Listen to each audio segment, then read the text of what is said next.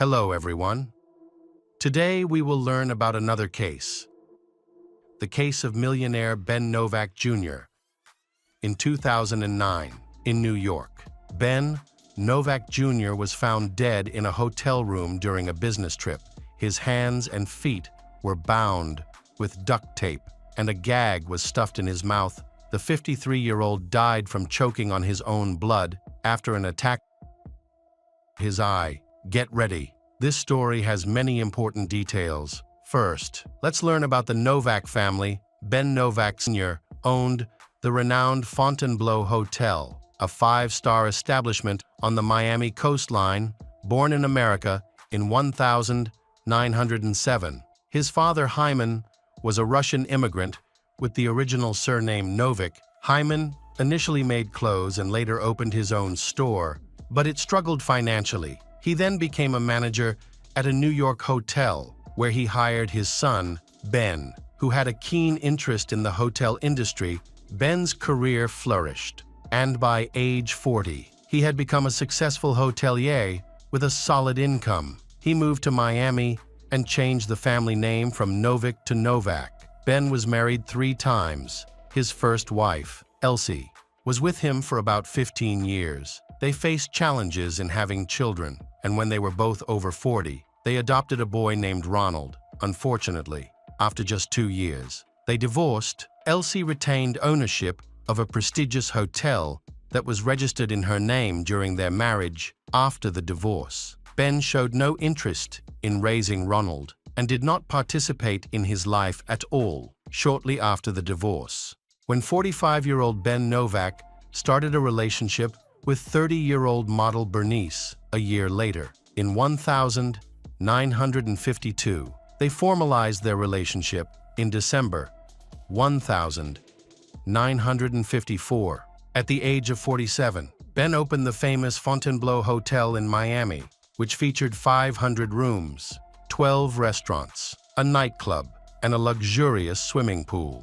The hotel became a popular vacation spot for current and former U.S. presidents. High-ranking officials and celebrities also performed there. Many films were filmed at this hotel. In 1956, the Novak family welcomed their long-awaited heir, a boy named Ben Novak Jr., who was affectionately called Benji. He grew up on the hotel grounds with his parents and was often surrounded by adults, including celebrities. Hotel security guards primarily took care of him, and from a young age, Benji dreamed of becoming a police officer. Benji was a spoiled child, often making cruel remarks. As he received everything he asked for from the nannies, his parents were usually busy with work. His father was always occupied with business, while his mother frequently worked at the hotel but tried to spend her free time with him. Ben Novak's second marriage ended in divorce, but he maintained a good relationship with his second wife. After they divorced, Benji continued to live with his father at the hotel. Ben Novak Sr. later remarried, but his third marriage was short-lived and also ended in divorce. Despite this, he continued to spend time with Bernice, and they remained close for the rest of their lives. In 1978, 24 years after the legendary hotel opened, Ben Novak declared bankruptcy due to the business's financial losses. However, he still had millions remaining in his accounts 7 years later. In 1985, he passed away from cardiopulmonary failure at the age of 78. In his will, he left his entire inheritance to Bernice and his only biological son, Ben Novak Jr. It is important to note that he left only $1 to his adopted son, Ronald, whom he had adopted with his first wife at the time of his father's death. Benji was 29 years old. He had previously worked in the police force but became disillusioned with that childhood dream and decided to start his own business. Those close to him noted that Benji transformed from a spoiled child into a bold and ambitious man, often displaying aggression when things didn't go his way.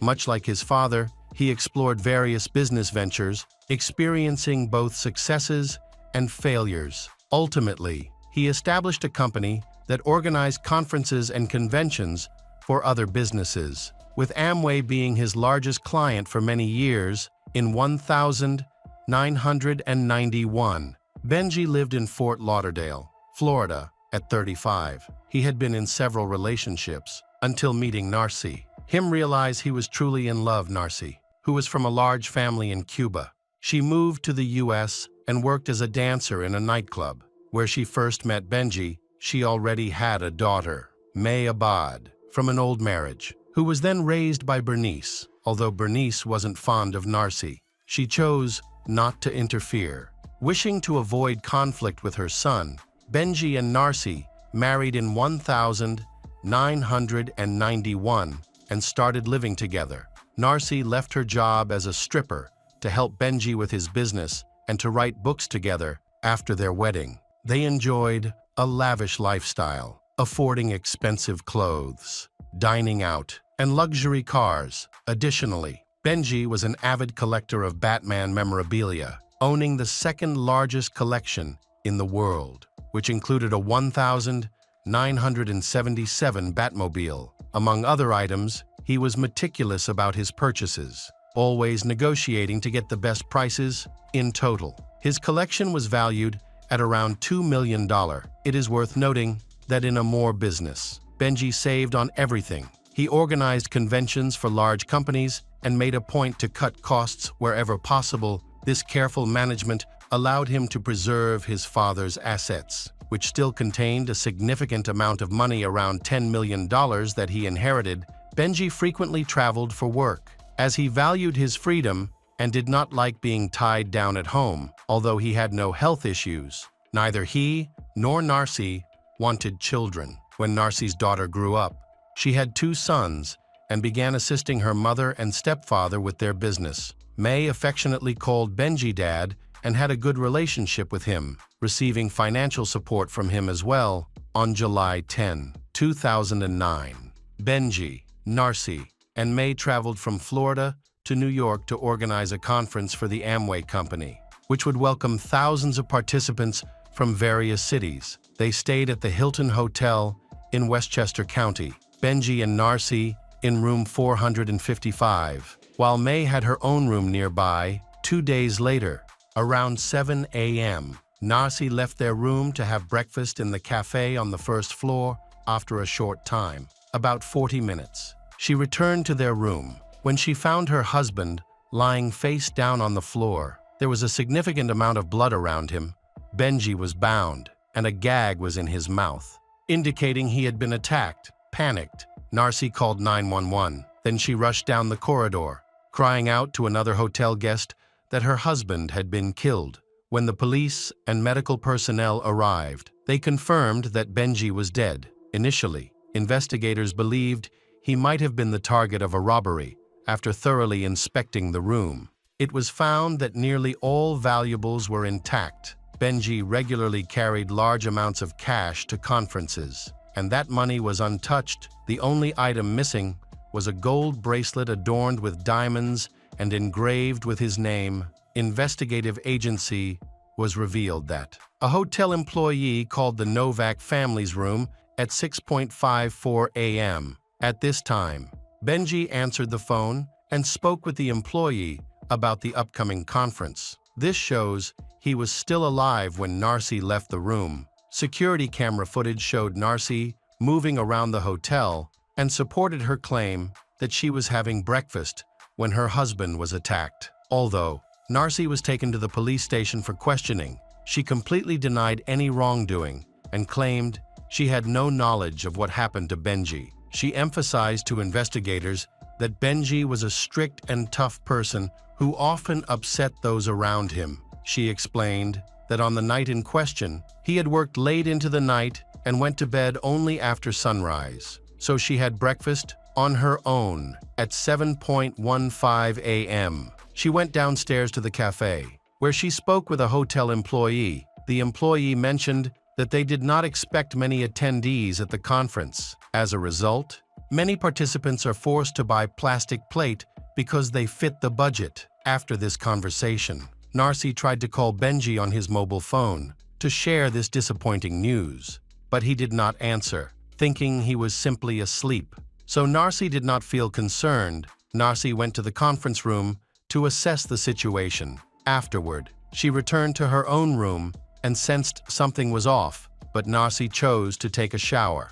Once she entered the bedroom, she discovered Benji dead and urgently called 911. The police and ambulance arrived at 7:57 a.m. Upon investigating, the police found no forced entry. The hotel room doors were secure. The keycard data revealed that Narcy had opened the door at midnight and again at 7:04 a.m. She could not remember exactly whether she closed the door behind her when she left in the morning or if she forgot to do it.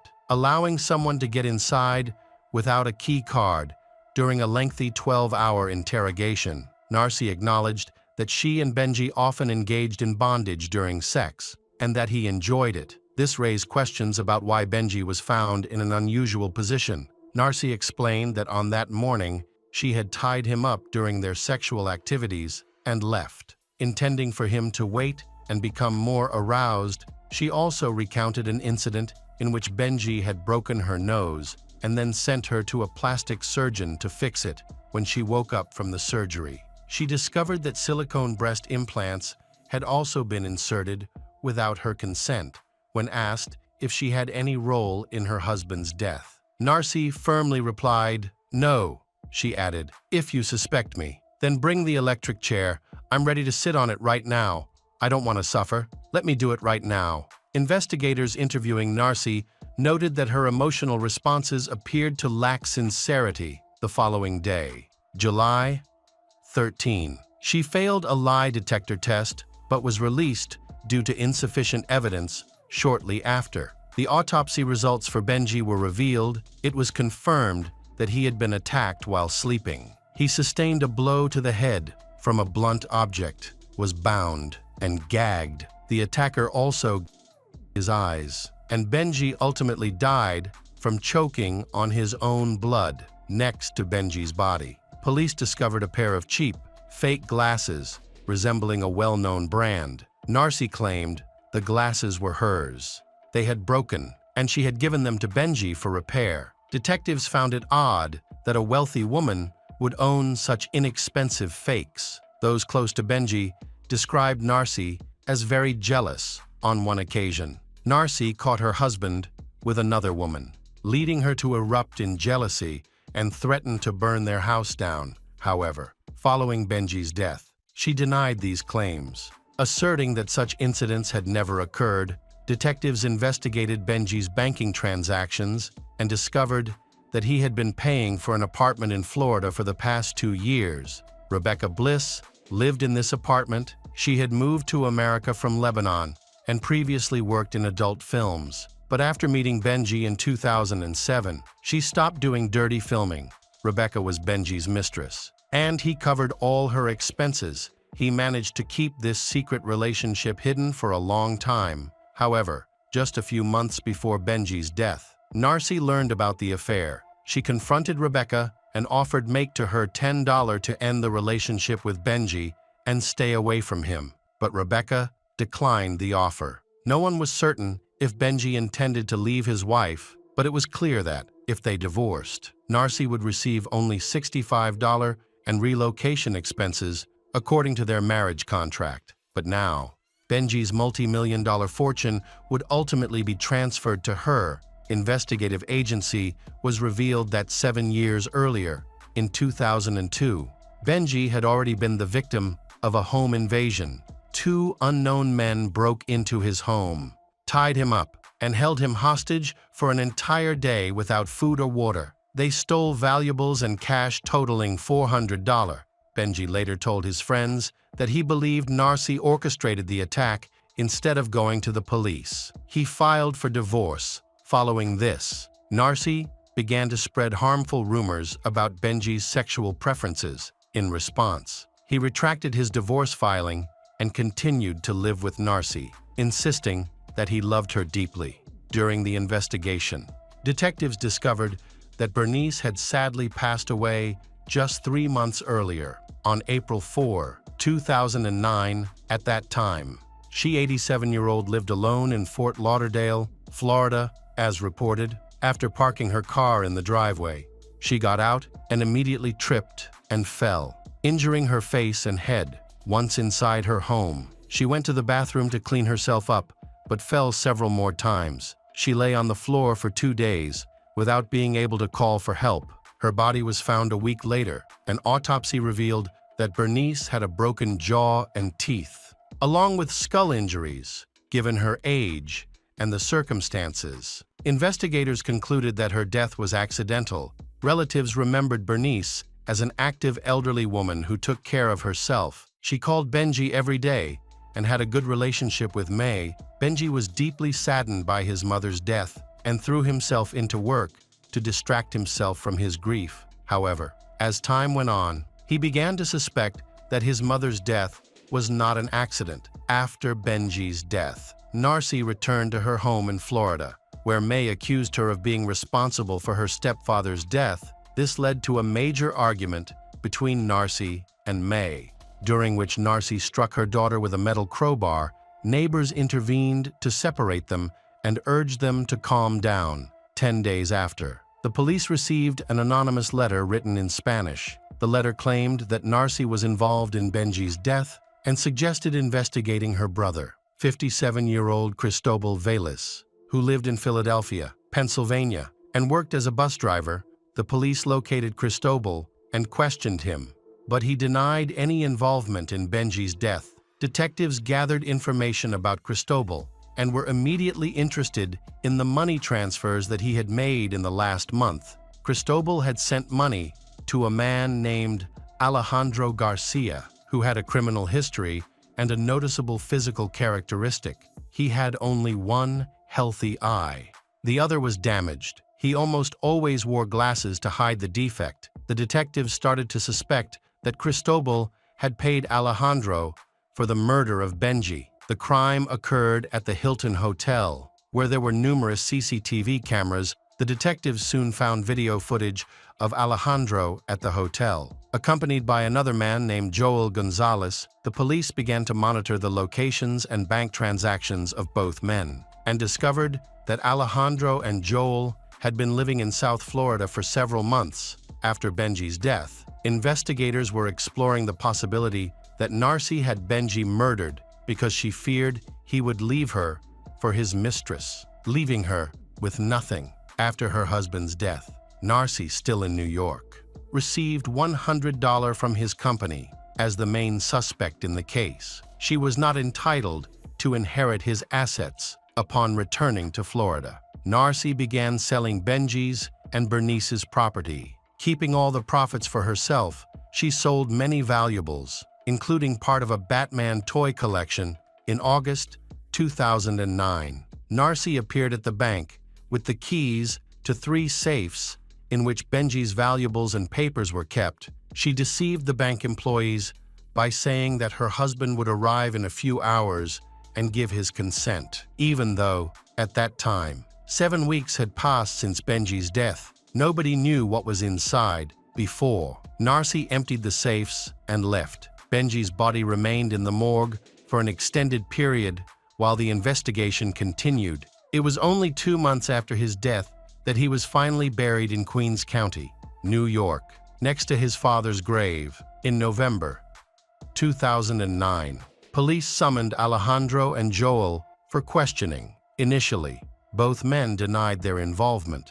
but then they confessed. The investigators explained that Cristobal had found them and brought them to New York. At that time, Narcy was dining with Benji at the Hilton Hotel restaurant. While Alejandro and Joel sat at a nearby table, Narcy stroked Benji's hair and subtly signaled to the mercenaries who their target was. On the morning of July 12, while Benji was still asleep, Narcy invited Alejandro and Joel into their room. They assaulted the sleeping Benji with a baton, while Narcy directed their actions at her request. They even gouged out Benji's eyes. Cristobal then paid Alejandro thousands of dollars because carrying out the attack on the Novak family. Investigators found material evidence, including cheap glasses belonging to one of the mercenaries, which confirmed that Alejandro and Joel had been at the scene. In July 2010, a year after the crime, Narcy and Cristobal were arrested at the same time. The prosecutor's office reopened the investigation into the death of Bernice. This new investigation uncovered evidence that Bernice had also been murdered. A neighbor reported seeing two men in black clothing approaching Bernice's house and hiding behind the garage during a plea bargain. Alejandro confessed that he and Joel were responsible for attacking Bernice at Narcy's request. They used a gas wrench to beat Bernice, which led to her death. In April 2011, Narcy and Cristobal were charged with Bernice's murder as well. The primary motive for these contract killings was a multi-million-dollar inheritance. Narcy and Cristobal went on trial in 2012, where they both denied any involvement in the deaths of Benji and Bernice. During the trial, the investigation agency was revealed that Narcy had a secret phone at 6:39 a.m. on July 12, 2009. She used this phone to call Alejandro and Joel, inviting them to her room. They arrived at the correct floor and entered the room, which was not monitored by cameras after the murder took place. Narcy left the room casually, as if nothing had happened, and went to the first floor to establish an alibi. She had a meal at a cafe, conversed with a hotel employee, and then proceeded to a conference room. In court, when asked who, in her opinion, could have ordered the murder of Bernice and Benji, Narcy pointed her finger at her own daughter, May. Cristobal agreed with Narcy, stating that the idea belonged to May. The court also heard that after the arrest of Alejandro and Joel, a photograph of May was found in their pocket. May was to become the third victim. After the authorities discovered that May's life was in danger, she was asked to move to New York. It turned out that while still at large, Narcy hired a detective to collect dirt on May. The detective followed her and her sons, rummaged through their trash can, and collected personal belongings while living in New York. May quickly ran out of money. A local officer lent her $5,000 soon. May returned the money, but the officer lost his job because he was accused of paying May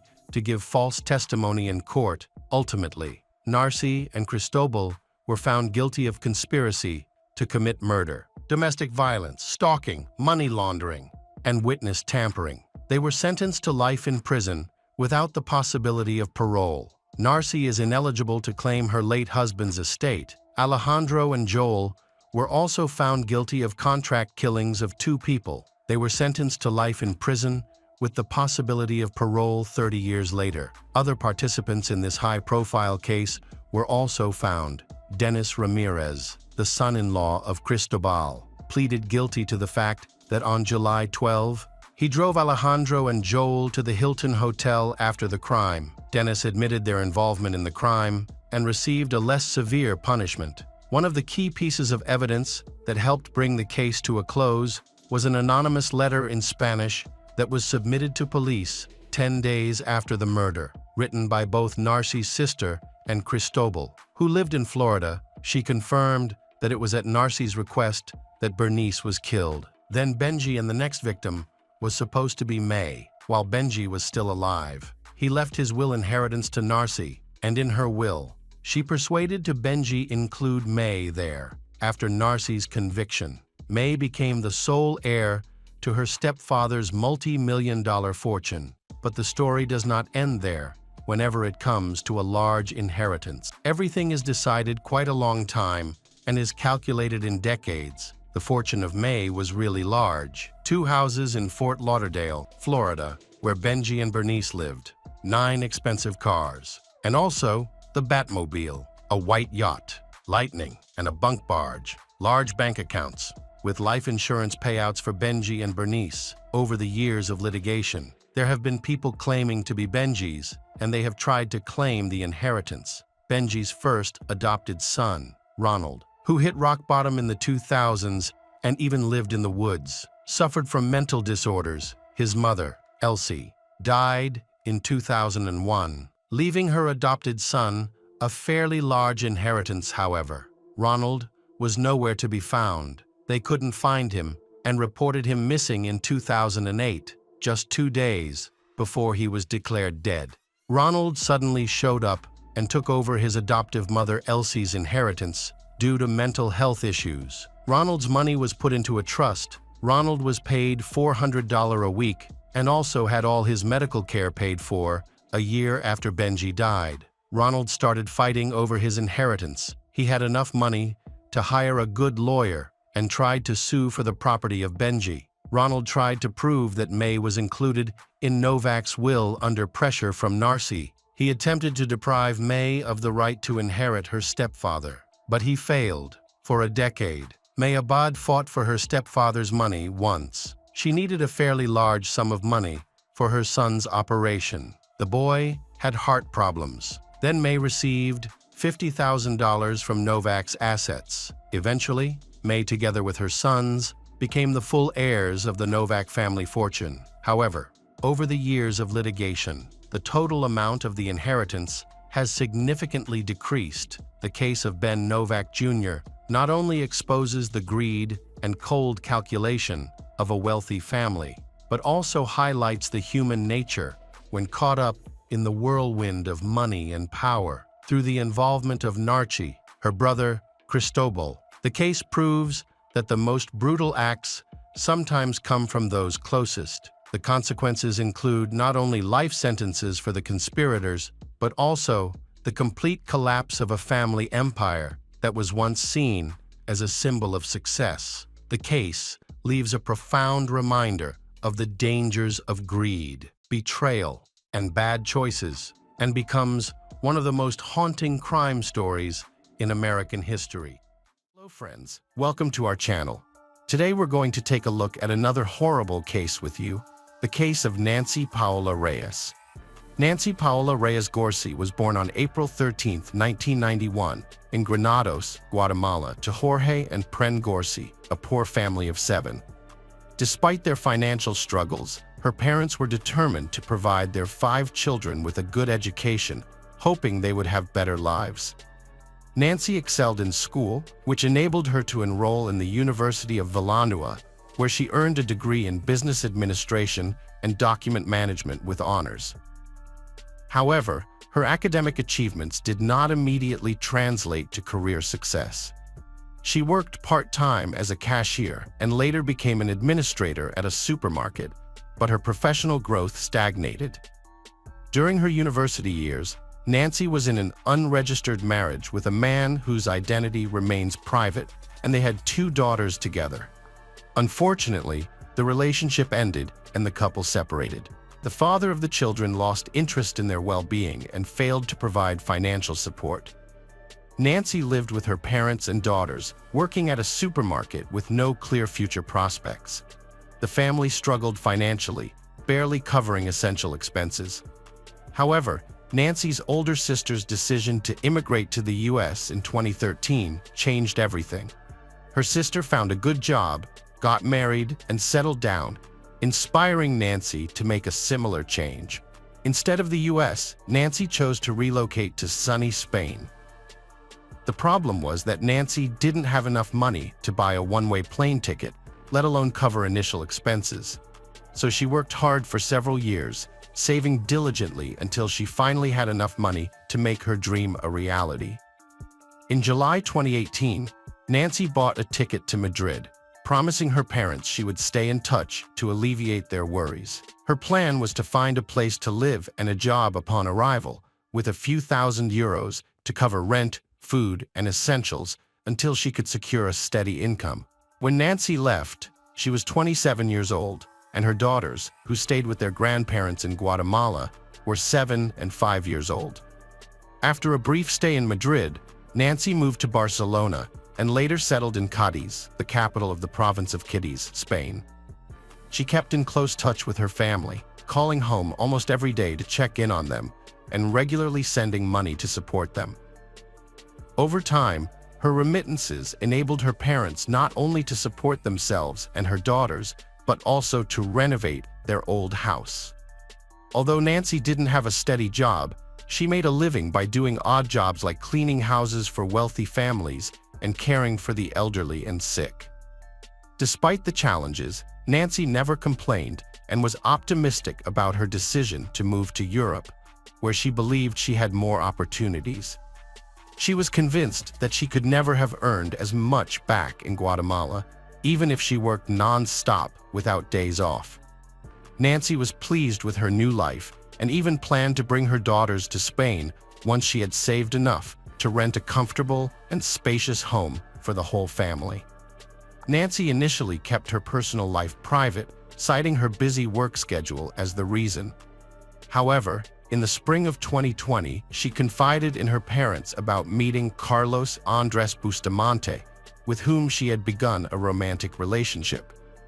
The two had met by chance while Nancy was searching for a new place to live, and as they spent more time together, their relationship blossomed. They eventually moved in together, with Carlos being a year older than Nancy. At the start of their relationship, Carlos didn't have a steady income, relying on small, odd jobs to get by. As a result, Nancy became the primary breadwinner, covering their housing and bills, and often providing financial support for Carlos's personal expenses. Despite this, Nancy never expressed any concerns to her family, leading them to believe that she had found a loving and supportive partner.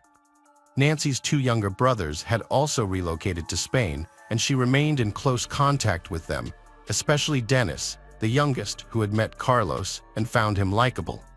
In June 2020, Nancy and Carlos decided to move to Santander, a resort city on the Atlantic coast.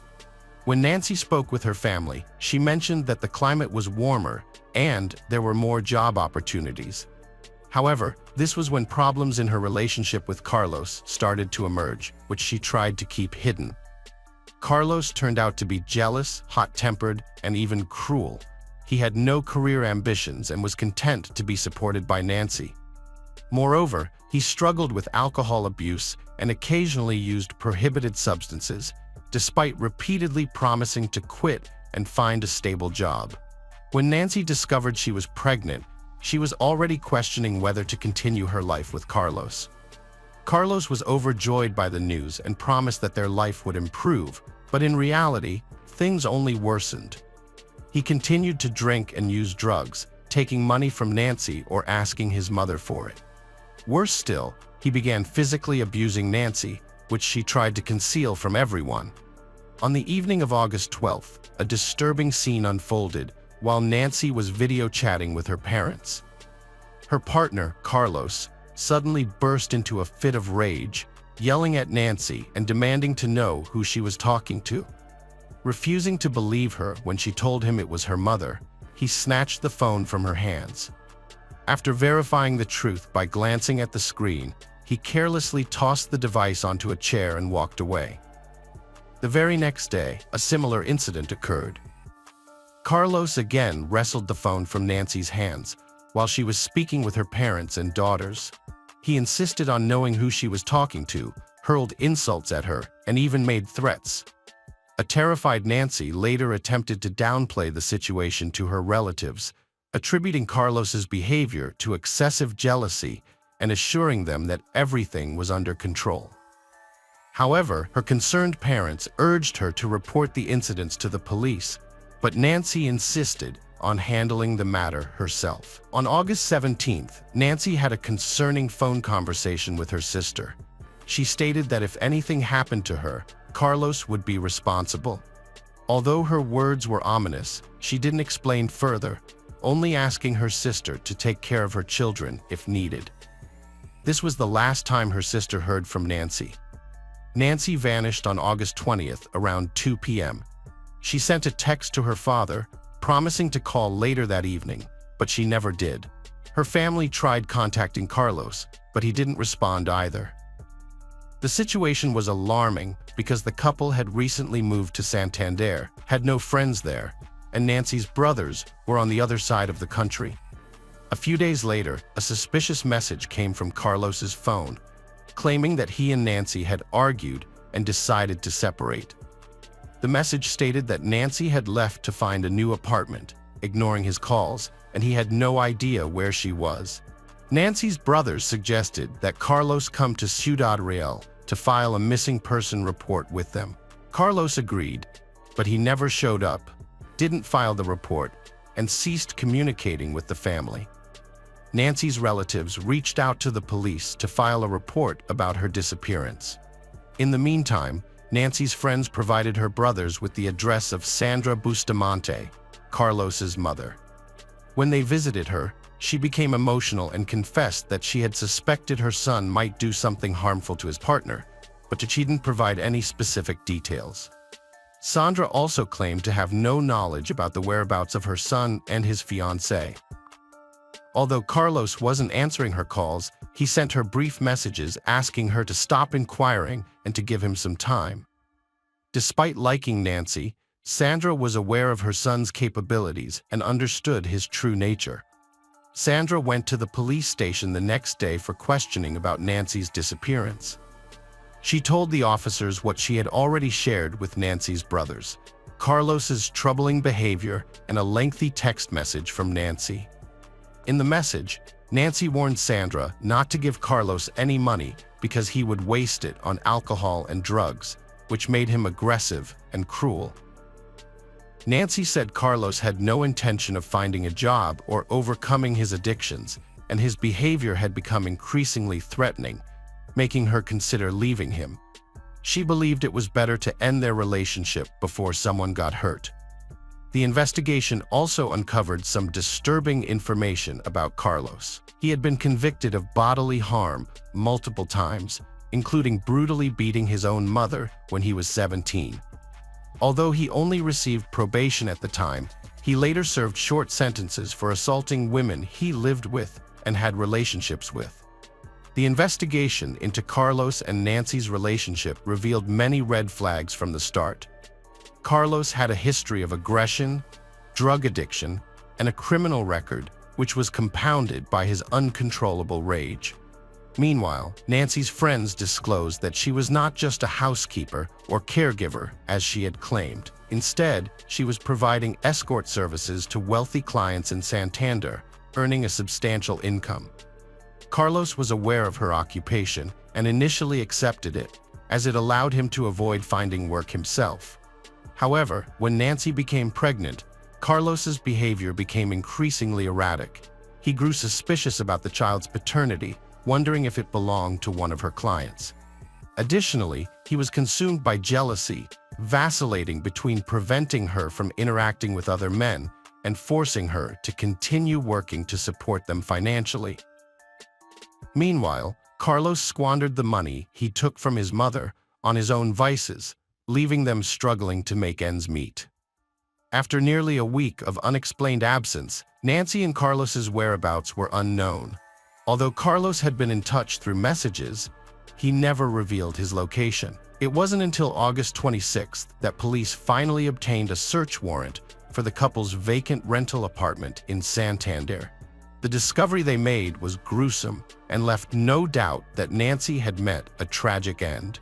Bloodstains were found throughout the apartment, with some attempts made to clean them up, but most were still visible to the naked eye, including in the clogged bathroom and toilet drains.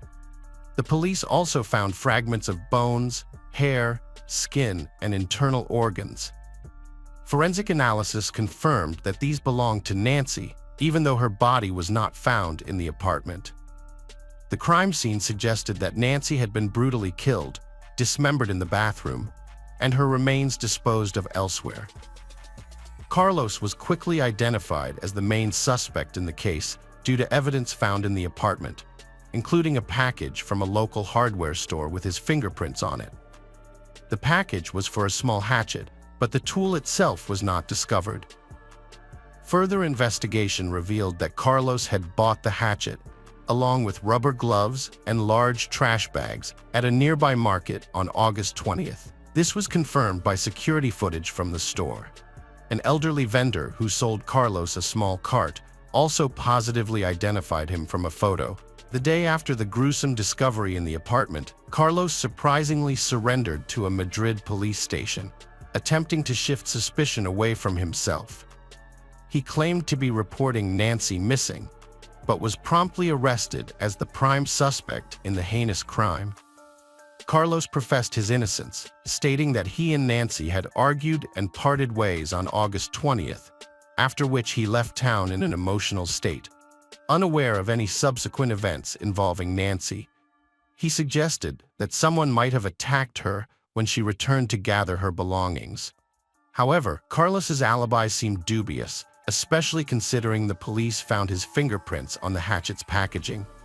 Despite conducting an extensive search of nearby wastelands, sewer systems, and the coastline with the help of divers, no trace of Nancy was found. To further investigate, the police tracked Carlos's movements from August 20th to 26th, using his mobile phone signals, revealing that he had spent 3 days traveling along the coast and visiting Bilbao and Burgos before heading to Madrid. It was clear that Carlos was trying to conceal his activities, but it seemed unlikely that he would travel across the country with a dismembered body, leading authorities to continue their search in Santander. Street surveillance footage captured Carlos's movements on the evening of August 20th. He was seen walking towards a large forest park, but returned to his apartment late at night. He then left again, this time pushing a cart filled with unusual, oddly shaped bags. Since there were few cameras within the park, Carlos vanished from view once he entered the wooded area. Later, he re-emerged with the same cart, but it was now significantly lighter. He then proceeded towards the railway tracks, which were located near a steep cliff overgrown with bushes. After visiting this area, Carlos returned once more, but this time without the extra weight, providing law enforcement with a clear lead on where to search for the body. On September 16th, police discovered bags containing badly decomposed human remains in a heavily overgrown area on a hillside. The remains were identified as those of Nancy Gorcey, who had been dismembered into 20 parts using a hatchet. Although security camera footage showed everything Carlos had transported in a cart was recovered, one crucial item was still missing: the fetus of the 4-month pregnant Nancy. The state of the victim's genitals and lower abdomen revealed a brutal mutilation with a knife and hatchet, suggesting that the killer had removed the fetus and disposed of it separately from the mother's body. Despite mounting evidence, Carlos refused to admit his involvement, providing contradictory statements and trying to shift the blame onto an unknown attacker. However, traces of Nancy's blood were found on his clothes and shoes, which he had attempted to wash off but failed to completely remove. Through diligent investigation, authorities were able to reconstruct the sequence of tragic events and the entire scenario of the crime, ultimately incriminating Carlos. Forensic experts have reconstructed the events of August 20th. After an argument, the man brutally beat and strangled his pregnant partner, Nancy, in the kitchen, where bloodstains were later found on the floor and walls. Next, he moved Nancy's body to the bathroom, went shopping at a hardware store in the market, and then used a hatchet and large kitchen knife to dismember her body into 20 pieces. He placed the pieces in bags and loaded them into a cart. That night, he took the cart to a park, searching for secluded areas to dispose of the body parts. He followed a pre-planned route, scattering the bags in various locations, hoping they would never be found. The fate of the fetus removed from Nancy's body remains unknown. Carlos denied his guilt, claiming to have loved Nancy from the time of the murder until his arrest in Madrid.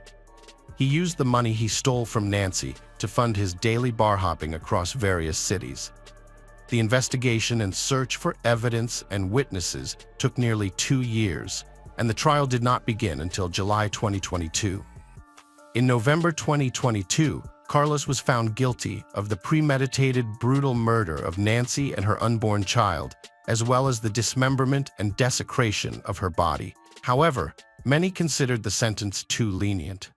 Carlos was sentenced to 25.5 years in prison and ordered to pay €150,000 in compensation to Nancy's parents and daughters. Hello friends, welcome to our channel.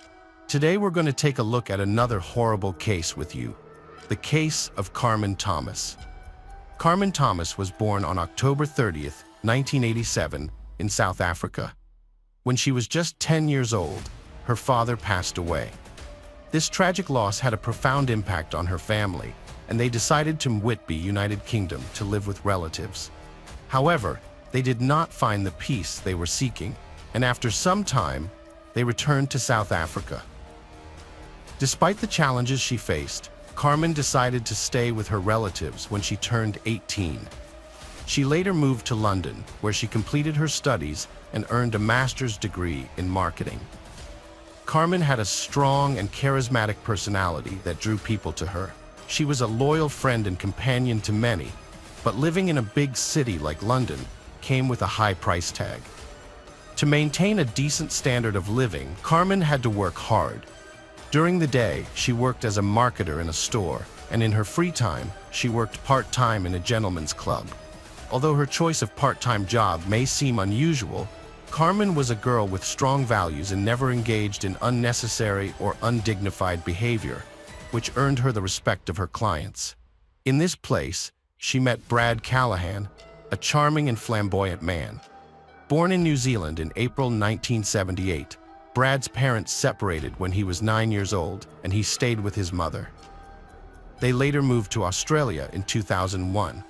After graduating from university with an engineering degree in the construction industry, Brad was offered a job as chief structural engineer for a large business complex in the UK.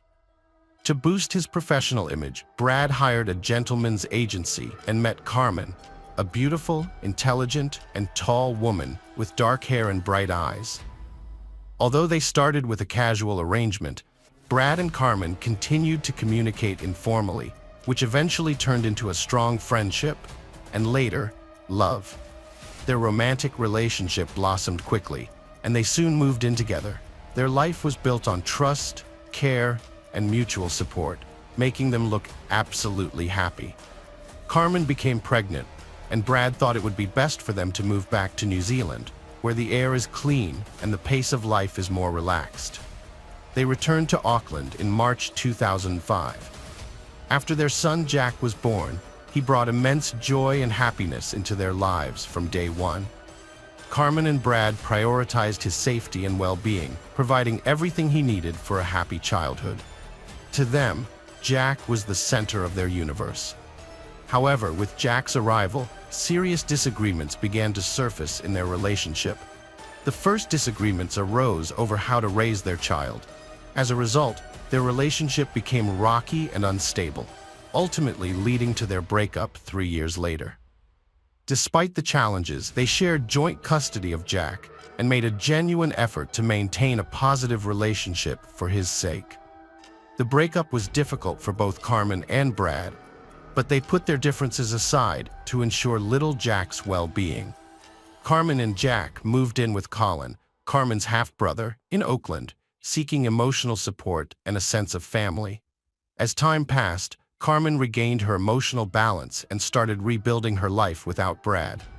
In 2008, she decided to move to a house on a nearby street to Brad's so her young son could be closer to his father. Carmen, who had lost her own father at a young age, wanted to ensure her child would have a father figure in his life as much as possible.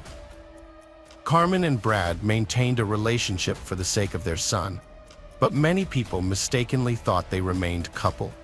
In truth, they only communicated when necessary to support their child. As they went their separate ways, both Carmen and Brad concentrated on finding personal happiness. Brad continued his career as a construction engineer and eventually started a new relationship in May 2009, which led to an engagement.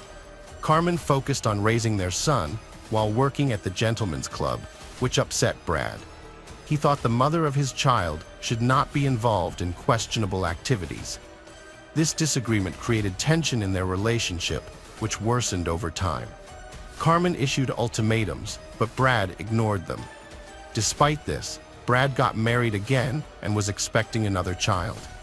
His new financial responsibilities affected the alimony he paid Carmen for Jack's care.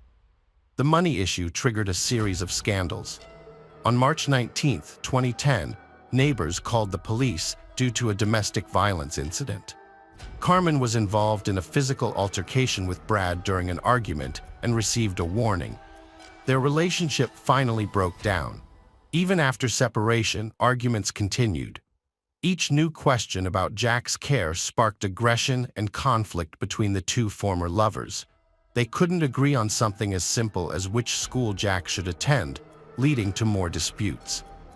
On June 29, 2010, Brad visited Carmen's house to finalize a written agreement for child support and discuss a new school for Jack. However, Carmen was unhappy with the document and refused to sign it. In a heated argument, she shouted that Jack was not Brad's son and told him to leave. Brad departed. 2 weeks passed without Brad contacting Carmen. Concerned for her safety, Brad reported Carmen Thomas missing to the police on July 13, 2010. The authorities took his report and launched an investigation. By analyzing video footage and interviewing neighbors, investigators were able to piece together a timeline of events leading up to Carmen's disappearance, uncovering crucial details that would aid in the search for her. On June 29th, a surveillance camera caught Carmen on tape at a nearby supermarket, not far from the house she shared with Jack. The police were alerted to the house when they noticed that there was no garbage can outside, which seemed unusual. Upon inspecting the house, they found traces of blood on the front door, washing machine, and shower. Forensic experts used luminol to detect blood evidence, which reacts with the iron in hemoglobin. The test revealed multiple patterns of bloodstains on the bathroom door and floor, confirming their suspicions. The landlady reported that on June 29th she heard loud screams, followed by prolonged crying and moaning. She went to Carmen's door, but no one answered. When she looked out the window, she saw a street trash can and an overturned drying rack on the ground. Alarmed, she called her husband. Before he arrived, Brad emerged from the house, holding dirty clothes. When he saw the landlady, he hastily explained that Carmen had undergone a medical procedure and had vomited blood. However, the landlady was suspicious, noting that Brad looked like he had just showered. Despite her doubts, she didn't call the police, as she had no reason to disbelieve Brad's story. The police investigation focused on Carmen's cell phone, which showed a steady stream of messages and calls. However, the tone and style of these communications didn't match Carmen's usual way of communicating. This sparked even more questions. Where did Carmen go for medical help, and why? Fortunately, the answers weren't far off. As the investigation continued, Carmen's car was discovered. In the back seat, her personal belongings, including luggage and clothes, were found. A closer look at the seized suitcase revealed bloodstains on some items. A note in the car revealed that Carmen owed money to her employer. A surprising discovery was made in the glove compartment, an envelope with Misty's name on it, containing $270. Police Inspector Mark Benefield suspected foul play after discovering bloodstains in Carmen's car. A search of the countryside southeast of Auckland was conducted, but Carmen's body was not found. The investigation continued, with detectives analyzing Carmen's and Brad's phone records. They made a surprising discovery. Both phones were in the same location throughout the search period, and Carmen's phone hadn't connected to a cell tower in Hamilton. A crucial piece of evidence was a missing trash can, which had vanished from its usual spot near the house on the day Carmen disappeared. A neighbor had seen it through her window. But why was it necessary for the trash can to be inside the house in the first place? The police investigated Brad's phone and financial records, which revealed some suspicious purchases on June 30th, including a meat cleaver, a large plastic container, and garbage bags. By examining Brad's daily routine, they found some unusual events that didn't fit his normal pattern. One day, he arrived at the construction site very early and spent a long time walking alone around the property. While this was unusual, it wasn't enough to raise concern among the workers who saw him. As the evidence mounted, including Carmen's phone and Brad's questionable purchases, he went from being a victim to a suspect. The police believed that Brad had killed Carmen by hitting her on the head multiple times and then hiding her body. On September 21st, Brad was arrested and charged with Carmen's murder and attempting to modify the course of justice. He pleaded not guilty, and was scheduled for trial. In a surprising coincidence, Brad's second son was born to his new partner while he was in custody, causing a wave of emotion and resentment in the young father. 9 days after his arrest, Brad broke down and revealed to investigators where he had buried Carmen's body. Brad concocted a plan to make it seem like Carmen had left for Hamilton and never came back. Confident in his scheme, he was convinced he'd pulled it off. However, life had other plans. Under interrogation, Brad recounted the events of that fateful day. It began with a heated argument, which ended with Carmen kicking Brad out of the house and claiming Jack wasn't his son. Brad left, but 5 minutes later, he returned and struck Carmen on the head with a baseball bat, rendering her unconscious. The impact was severe, causing blood to gush from the wound and stain the floor bright red, accompanied by labored breathing. Standing over Carmen's lifeless body, Brad's eyes blazed with a wild, unhinged expression. He realized the gravity of his actions, but his anger and resentment towards Carmen's words clouded his judgment. In a fit of rage, he unleashed several more punches. Although aware of the irreparable consequences, his obsessive fury consumed him. Fleeting memories of happier times flashed before his eyes, but they were now forever lost. Brad knew his life would never be the same after that devastating moment, but he felt no remorse as he had eliminated his primary problem, and Jack was now exclusively his. After regaining consciousness, Brad took a shower and discreetly left Carmen's house. In the subsequent days, he took swift action to dispose of Carmen's body and conceal the evidence of the crime. He contacted his friend and arranged to meet him outside a supermarket, asking him to purchase 3 black garbage bags, kerosene, and cleaning supplies. Brad waited outside the store, trying to avoid raising suspicions. Once his friend had made the purchase, Brad returned to the apartment and began the cleanup process. He meticulously wiped away the blood spatter and then placed the body in a garbage bag, which he later discarded in a trash can. After Carmen's murdered, the defendant cut her body into 8 pieces to dispose of it. He severed her legs at the hip joints, then cut each leg into 2 pieces at the knee. He also severed her arms and head from her torso. On July 3rd, he confided in a friend at a boat ramp in Oahu Bay, Oakland, telling him that he had killed Carmen during an argument and needed help to get rid of the body. However, the friend refused to lend him a boat, and the attempt to dump the remains at sea failed. Over the next few days, the defendant drove to Wyrie Ridge in West Auckland and buried the body parts in a shallow grave.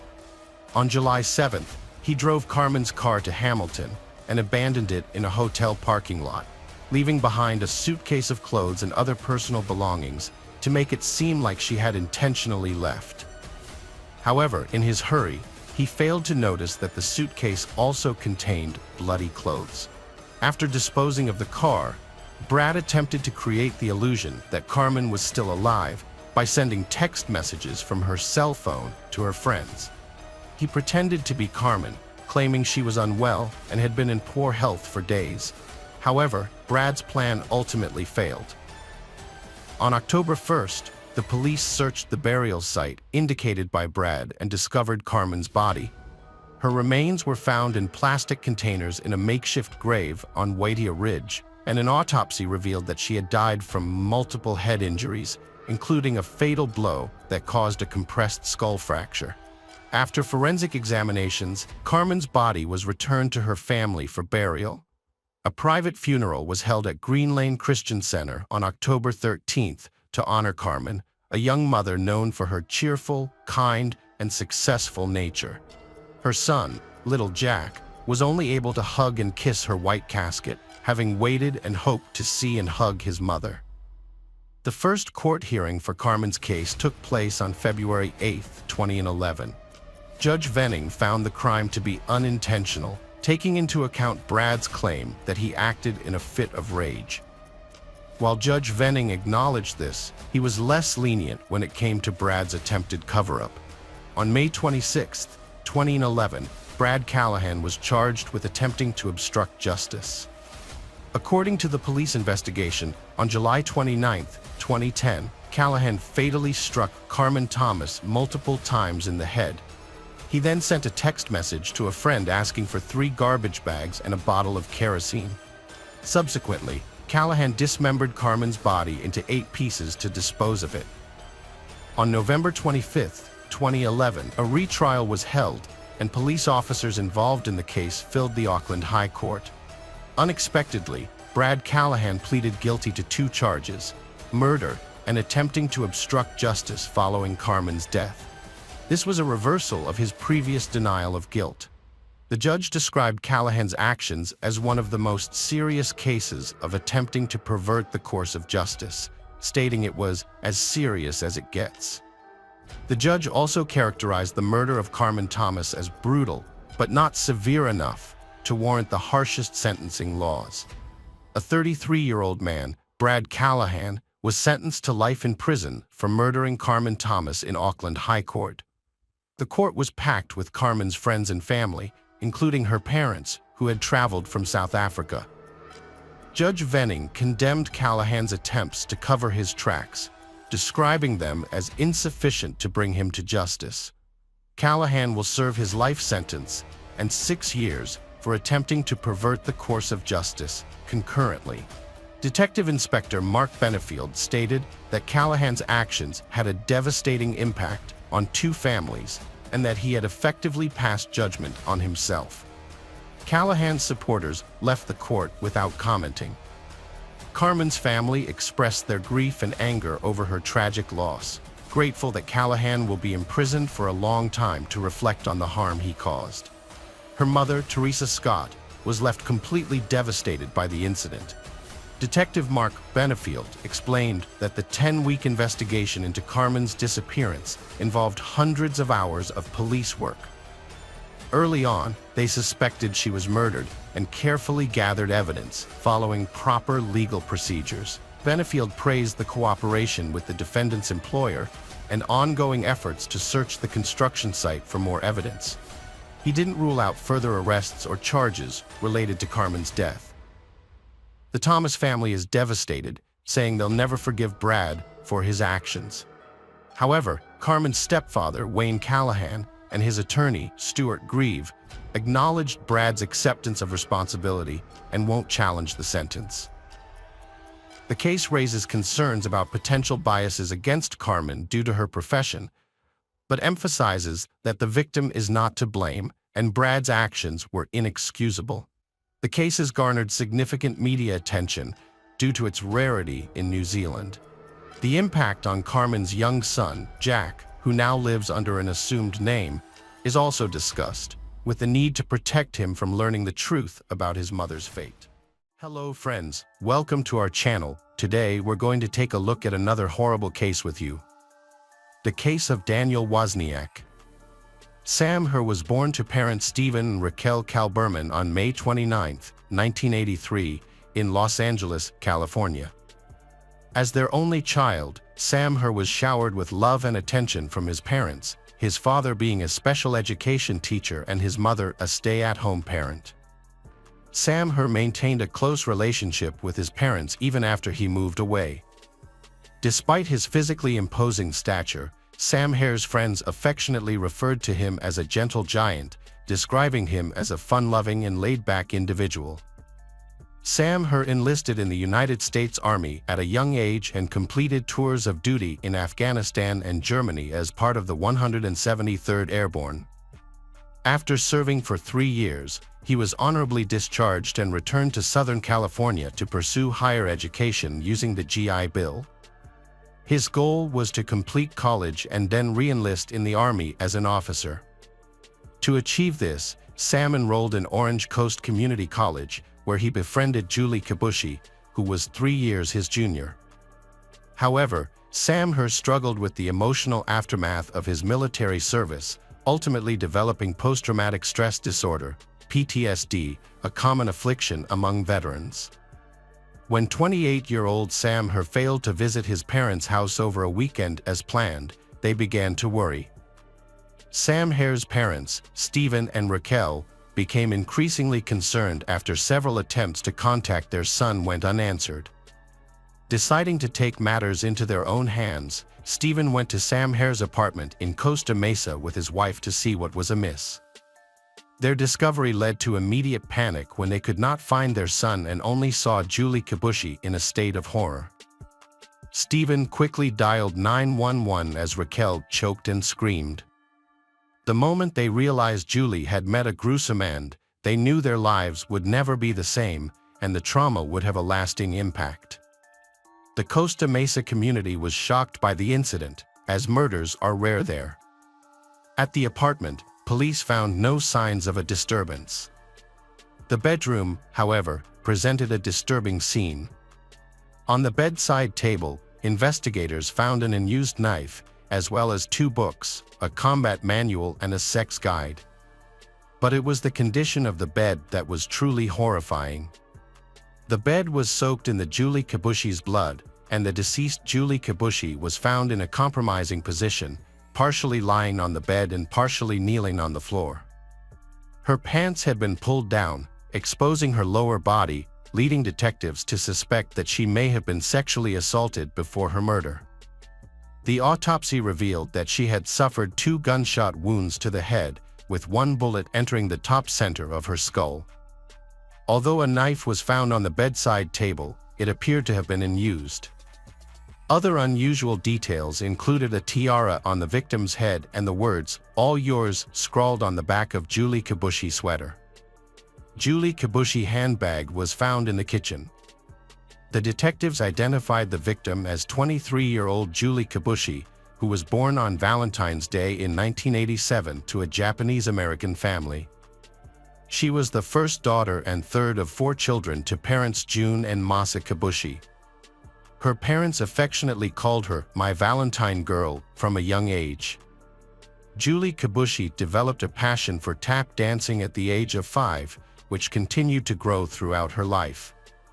Those who knew her described her as a joyful person to be around, with a goofy and bubbly personality that could light up a room. Julie Kibushi was known for her kindness and willingness to go out of her way to help others. Julie Kibushi's life was a balance between her Japanese heritage and her independent American spirit. She had recently graduated from the Orange County School of the Arts and was pursuing a degree in fashion design at Orange Coast Community College.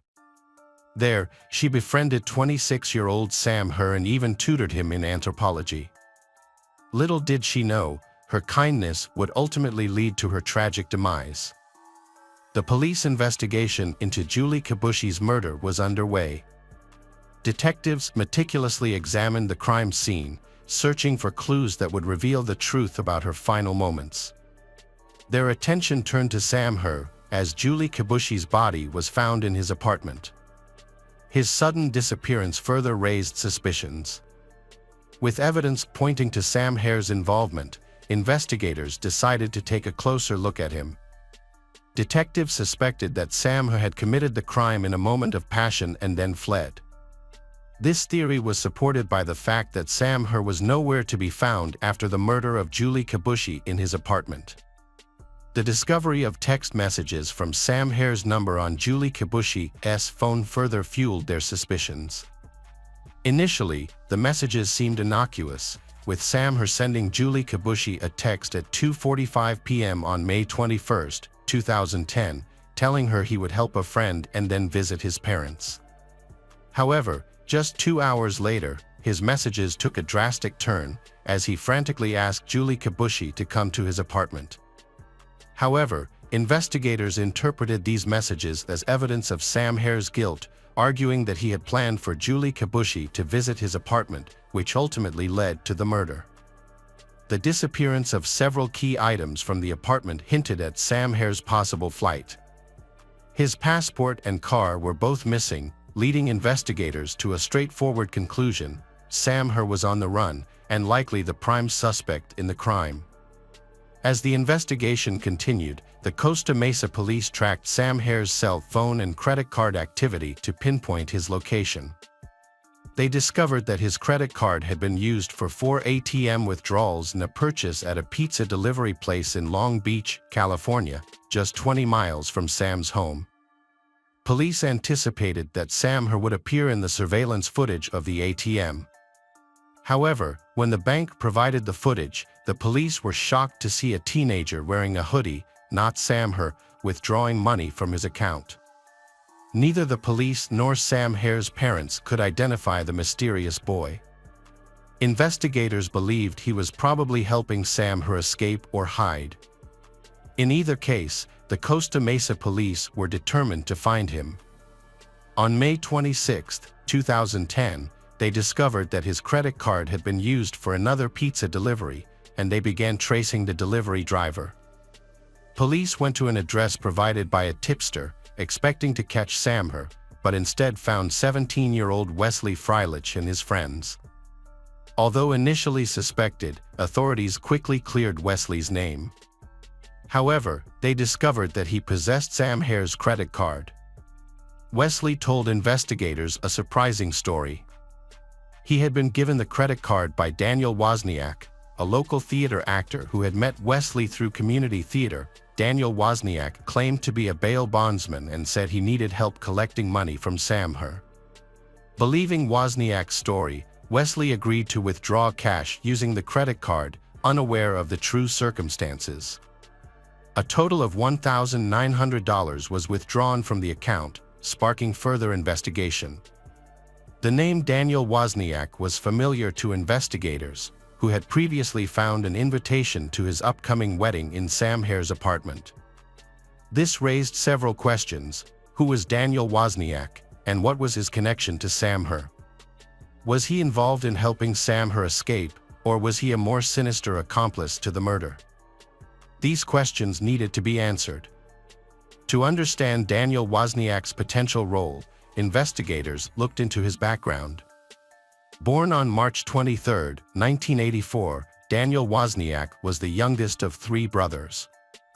Due to his parents' demanding work schedules, he spent a significant amount of time with his grandparents after school. Daniel Wozniak grew up in a privileged household and was accustomed to luxury. Daniel Wozniak's journey to becoming an actor began in his early 20s. Despite struggling to hold down a job and often having to move to low-paying positions, his passion for acting and singing in musicals kept him going. It was during this time that he met his future wife, a fellow actress, and they eventually got married. However, their happiness was short-lived. On May 26, 2010, the day of Daniel Wozniak's bachelor party in Huntington Beach, California, police arrived with an arrest warrant. This unexpected turn of events linked Daniel Wozniak to the murder of Julie Kibushi, as it turned out that Sam Hare, the suspected killer, lived in the same apartment complex as Daniel Wozniak.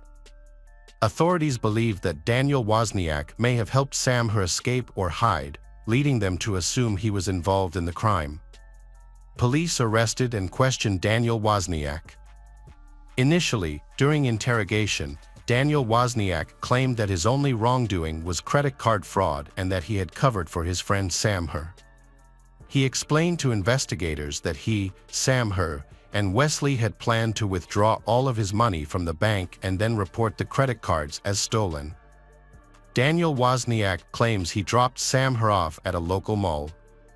Detectives remained skeptical, however, believing that Daniel Wozniak was still protecting Sam Hare and had more to do with Julie Kibushi's murder than he had let on. In an effort to uncover the truth, police asked Wozniak to provide a DNA sample, a request that made him nervous.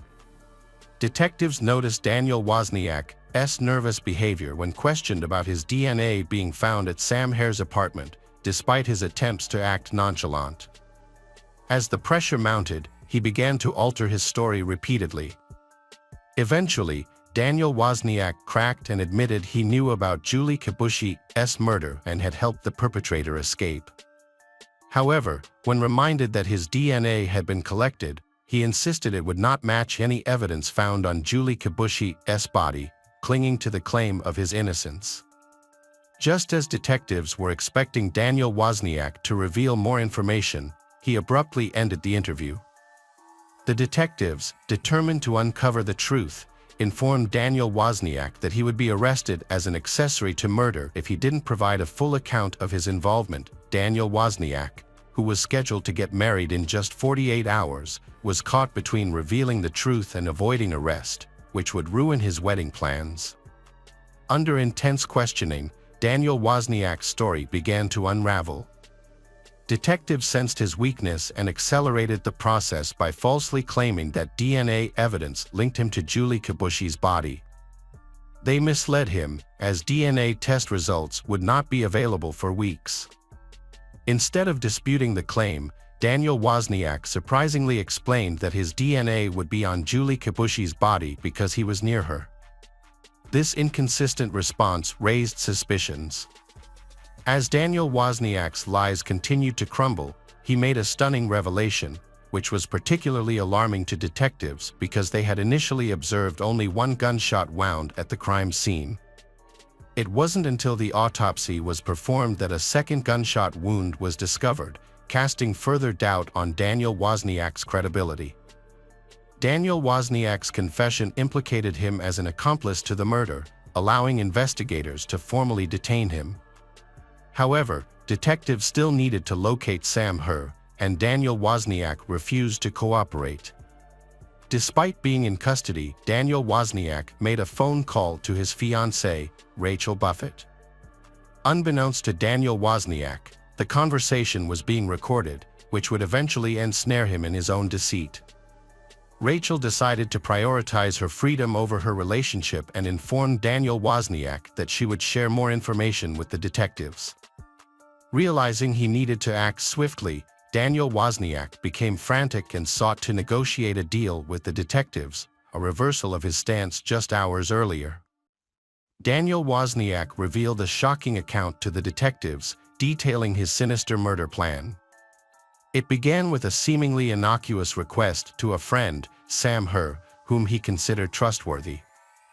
On May 21, 2010, Daniel Wozniak asked Sam Herr to help him move boxes at the Los Alamitos Theater attic, located on a local military base. Sam Herr was initially unaware of what had happened. When he realized he had been shot, he begged Daniel Wozniak for help. However, Daniel Wozniak showed no mercy. Without hesitation, he reloaded the gun and shot Sam Herr a second time, killing him instantly. The suspect brutally murdered Sam Herr and didn't stop there. He then used Sam Herr's phone to text Julie Kibushi, luring her to Sam Herr's apartment. He left Sam Herr's body in the attic later that night. The suspect snuck into Sam Herr's apartment, where Julie Kibushi had fallen into his trap. He then shot Julie Kibushi twice in the head. Daniel Wozniak altered the crime scene to make people think Sam Herr was the culprit, and he fled after attacking and killing Julie Kibushi. However, Daniel Wozniak realized that he still had to hide Sam Herr's body. Daniel Wozniak went back to the attic and cut off Sam Herr's hands and head to make it harder to identify the body. He then got rid of these body parts in a nearby park. Despite his gruesome actions, Daniel Wozniak appeared to be unaffected and returned to the theater, where he was seen laughing and joking with others in several photos taken at cast parties, which were later found by detectives. The underlying motive for the murders was surprisingly straightforward: money. Daniel Wozniak's financial struggles were well documented, with 2 months of unpaid rent threatening his eviction and no means to fund the lavish wedding and honeymoon he had planned. However, his situation changed dramatically when he discovered that Sam Herr had $62,000 in savings from his military service. This revelation sparked a sinister plan, and Daniel Wozniak brutally murdered 2 innocent people in cold blood, all to fund his own extravagant celebrations. The bag containing crucial evidence against Daniel Wozniak was meant to be disposed of by his brother Tim, but Tim threw it over their parents' fence instead. The bag held incriminating items like bloody clothing, a weapon, and victim Sam Herr's records and passport, all with Daniel's DNA. This treasure trove of evidence helped secure a quick conviction, with Daniel found guilty of 2 counts of first-degree murder on December 16, 2015. On January 11, 2016, The jury in Daniel Wozniak's trial recommended the death penalty after only 1 hour of deliberation, a remarkably short time for such a serious decision. The judge later sentenced Daniel Wozniak to death on September 23, 2016. Years after the trial, detectives discovered that Rachel Buffett, Daniel Wozniak's former fiancée, had been aware of the murder plots and had misled investigators. Despite her denials, Rachel Buffett was arrested and charged with 3 felony counts of accessory after the fact for allegedly lying to the police on multiple occasions. On September 12, 2018, Rachel Buffett was found guilty of 2 serious charges, which carried a maximum sentence of 44 months in prison. As a result, she received a 32-month prison sentence on November 8, 2018. She was eventually released in 2019. Hello again, true crime fans. We've got another mysterious case to explore. The case of Mackenzie Sherilla. Mackenzie Sherilla was born in August 2004 in Strongsville, Ohio. The youngest of 3 children, Mackenzie received a lot of love and pampering from her parents, John Sherilla and Natalie Stevens. Her parents prioritized her education and encouraged she to pursue every goal she loved. Being the youngest also gave her a tolerance. She was often forgiven for many of her mischievous pranks during her childhood, and even when she committed some more serious mistakes, she would still be forgiven by her parents. Mackenzie grew up as a spoiled and entitled girl who often got her way. Her parents gave in to her demands, which led her to believe she could act however she wanted without consequence.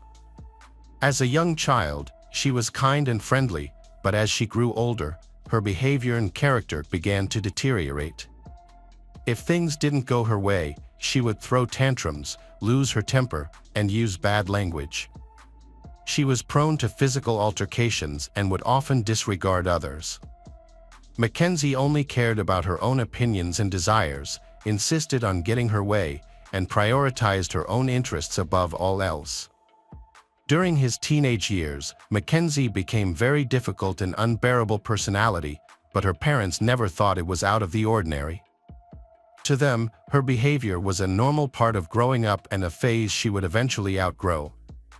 They chose to respond with understanding and patience. However, Mackenzie's behavior worsened over time. In high school, she started using alcohol and occasionally experimenting with illicit drugs, often managing to avoid consequences for her actions. Her reckless behavior not only endangers herself but also the people around her.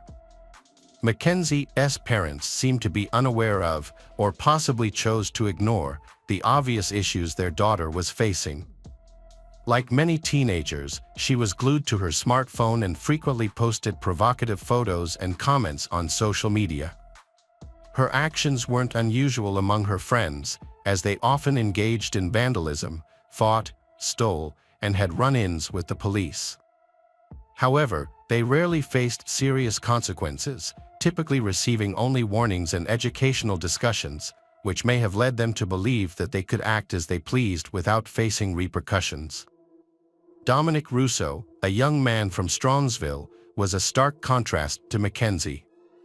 Born in September 2001, he was the 4th of 7 children to Frank and Christine Russo.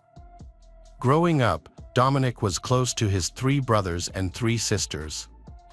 He was an exemplary student, actively participated in sports, and prioritized a healthy lifestyle. Throughout his childhood, Dominic excelled academically, participated in sports, and prioritized a healthy lifestyle. Despite being part of a large family, Dominic and his siblings never lacked parental love, attention, or care. Frank and Christine Russo were moderately strict but also supportive of their children's interests. As a result, Dominic always had a lot of friends and was accustomed to being the center of attention. His attractive appearance and charming personality made him a popular figure, and he had many admirers from a young age. However, Dominic preferred to focus on meaningful relationships rather than fleeting romances. After completing high school, Dominic attended a local university, specializing in performing arts with a focus on music production. His ambition was to become a renowned music producer, and he was also a skilled singer-songwriter. By the time he was 20, Dominic had established his own business, purchased a car, and was living in a rented apartment in a good neighborhood. Additionally, he excelled as a student and athlete at the university. Dominic first met Mackenzie at a mutual friend's party. This chance encounter turned out to be pivotal for both of them. As complete opposites, they found themselves drawn to each other. Dominic, with his charming and cultured demeanor, quickly caught Mackenzie's eye. He was distinctly different from the people she normally socialized with, possessing qualities that set him apart. He was well-educated, well-mannered, and engaging, able to effortlessly converse on a wide range of topics. Mackenzie had a striking appearance and a slender figure that caught people's attention. She knew how to present herself and often relied on her charm to make an impression. Mackenzie quickly won over the guy she had been interested in, Dominic, and by fall 2021, they started dating. Not long after that, the two introduced each other to their families. While Mackenzie's parents were thrilled with her choice, considering the guy an excellent match for their daughter, Dominic's parents had mixed feelings about Mackenzie. They found her endearing and innocent at first, but there was something about her that immediately raised concerns for Frank and Christine Russo. Those close to Mackenzie believed she had truly fallen in love for the first time, and they hoped this relationship would have a positive impact on her life. Unfortunately, no one could have predicted the tragic endings that would eventually bring their romance to an end. As Mackenzie and Dominic spent more time together, they began to appear in public, holding hands and showing affection for each other. It wasn't long before the entire small town knew about their relationship. While some people who knew Mackenzie well felt sorry for her boyfriend, Dominic, most were simply happy for the couple. As time passed, Dominic started to notice strange behavior in Mackenzie. She was constantly defiant and tried to get everyone to do what she wanted. At first, Dominic thought her behavior was due to her youth and desire for attention. Despite her behavior, the couple made plans for their future, discussing marriage as soon as Mackenzie turned 18. They also hoped to leave their small town and move to a big city, such as New York, where Dominic could pursue a music career and showcase his talent. Over time, Mackenzie's behavior became increasingly alarming and sometimes frightening to Dominic. She asks him to do what she wants, and if he doesn't agree with her, she gets angry and acts very nasty. Dominic initially disregarded Mackenzie's controlling behavior as a joking matter, but then he soon realized her true nature. In public, she maintained a composed exterior, but when they were alone, she took out her anger on him and sometimes attacked him. Dominic felt he couldn't stand his girlfriend any longer and proposed a temporary separation to reconsider their feelings. However, Mackenzie responded by having a very breakdown in front of their mutual friends. She yelled, threatened to harm Dominic if he ended the relationship, and even threatened to burn down his house and wreck his car. These actions had the opposite effect of what Mackenzie intended. This makes Dominic even more want to end their toxic relationship. Mackenzie was determined to hold on to her boyfriend, refusing to acknowledge the end of the relationship. Initially, she acted as though nothing was wrong, continuing to call Dominic and invite him to various parties and events. She also posted affectionate photos of the two on social media, express her love for him. However, when Dominic made it clear that the relationship was over, Mackenzie's behavior changed. She became furious and began showing up at his house almost daily, standing under his window and shouting insults and threats. She also resorted to calling him from different phone numbers, leaving messages on his answering machine, and sending emails. In these messages, Mackenzie's tone was inconsistent. Sometimes she will gently express her feelings for him and offer to restart the relationship. However, there are times when she will use insults and threats against Dominic. Dominic was baffled by Mackenzie's behavior, having never experienced anything similar before. He struggled to respond and tried various approaches, including talking to her and ignoring her. He also documented her aggressive outbursts using his phone. The situation became unbearable as Mackenzie would publicly scream at and insult Dominic whenever she saw him, making his life extremely difficult. Despite this, Dominic held on to the hope that with time, Mackenzie would eventually leave him alone and move on. Mackenzie made a shocking statement in front of witnesses, saying it would be easier for her to kill Dominic than to let him move on from her. She threatened that if he didn't return to her, she would make sure no one else could have him. At first, Dominic didn't take her words seriously, but those around him knew she was not joking. Her threats also included hitting and running him over with a car, driving him off a cliff, or stopping on railroad tracks in front of an oncoming train. She described each scenario in detail, as if she had already planned it out. However, Mackenzie soon realized that her threats and insults only pushed Dominic further away. She decided to change her tactics, switching from being aggressive to being sweet and charming again. She stopped pressuring and harassing Dominic and pretended to have learned from her mistakes, wanting to change for the better. She started talking about college plans, asking for his help in choosing a university, and claiming that she had become more focused on her studies, particularly her upcoming final exams. Dominic was pleasantly surprised by the changes in Mackenzie and, still having feelings for her, he decided to help her with her university enrollment. As they started seeing each other again, they gradually rekindled their closeness. Dominic began taking her on dates and spending all his free time with her, thinking she had become more mature and responsible. He fell in love with her again without even realizing it, and their past issues seemed to fade away. This time, they kept their reunion private and didn't tell their friends and acquaintances about it. Therefore, their dates are private and discreet, allowing them to enjoy their time together without seeking outside attention. When Dominic's brother Angelo found out, he warned that nothing good would come of it. But Dominic didn't listen because he loved her too much, so he didn't pay attention to his brother's words. Dominic thinks that Mackenzie has changed positively after they reunited, but he had no idea what she was really planning. Unbeknownst to him, Mackenzie had devised a sinister plan to exact revenge on he. She became obsessed with the idea of a disastrous car accident. She would spend her free time traveling around the city and looking for the perfect place to carry out her plan. Mackenzie considered crashing into a steep cliff or stepping in front of the train, but she couldn't find cliff nearby and thought the idea of blocking the train was untrustworthy. One day, while driving through an industrial area, she stumbled upon a secluded spot with no cameras or traffic. A massive brick wall caught her attention, and her twisted imagination quickly conjured up a new and equally horrific plan. She decided that accelerating to top speed and crashing into the wall would be just as spectacular as the other ideas she had considered. Initially, Mackenzie had planned to end her life alongside her lover, Dominic, intending for their tragic story to become a cautionary tale for the entire city. She had confided in her best friend about this plan, but her friend thought she was joking because she had had such wild ideas before.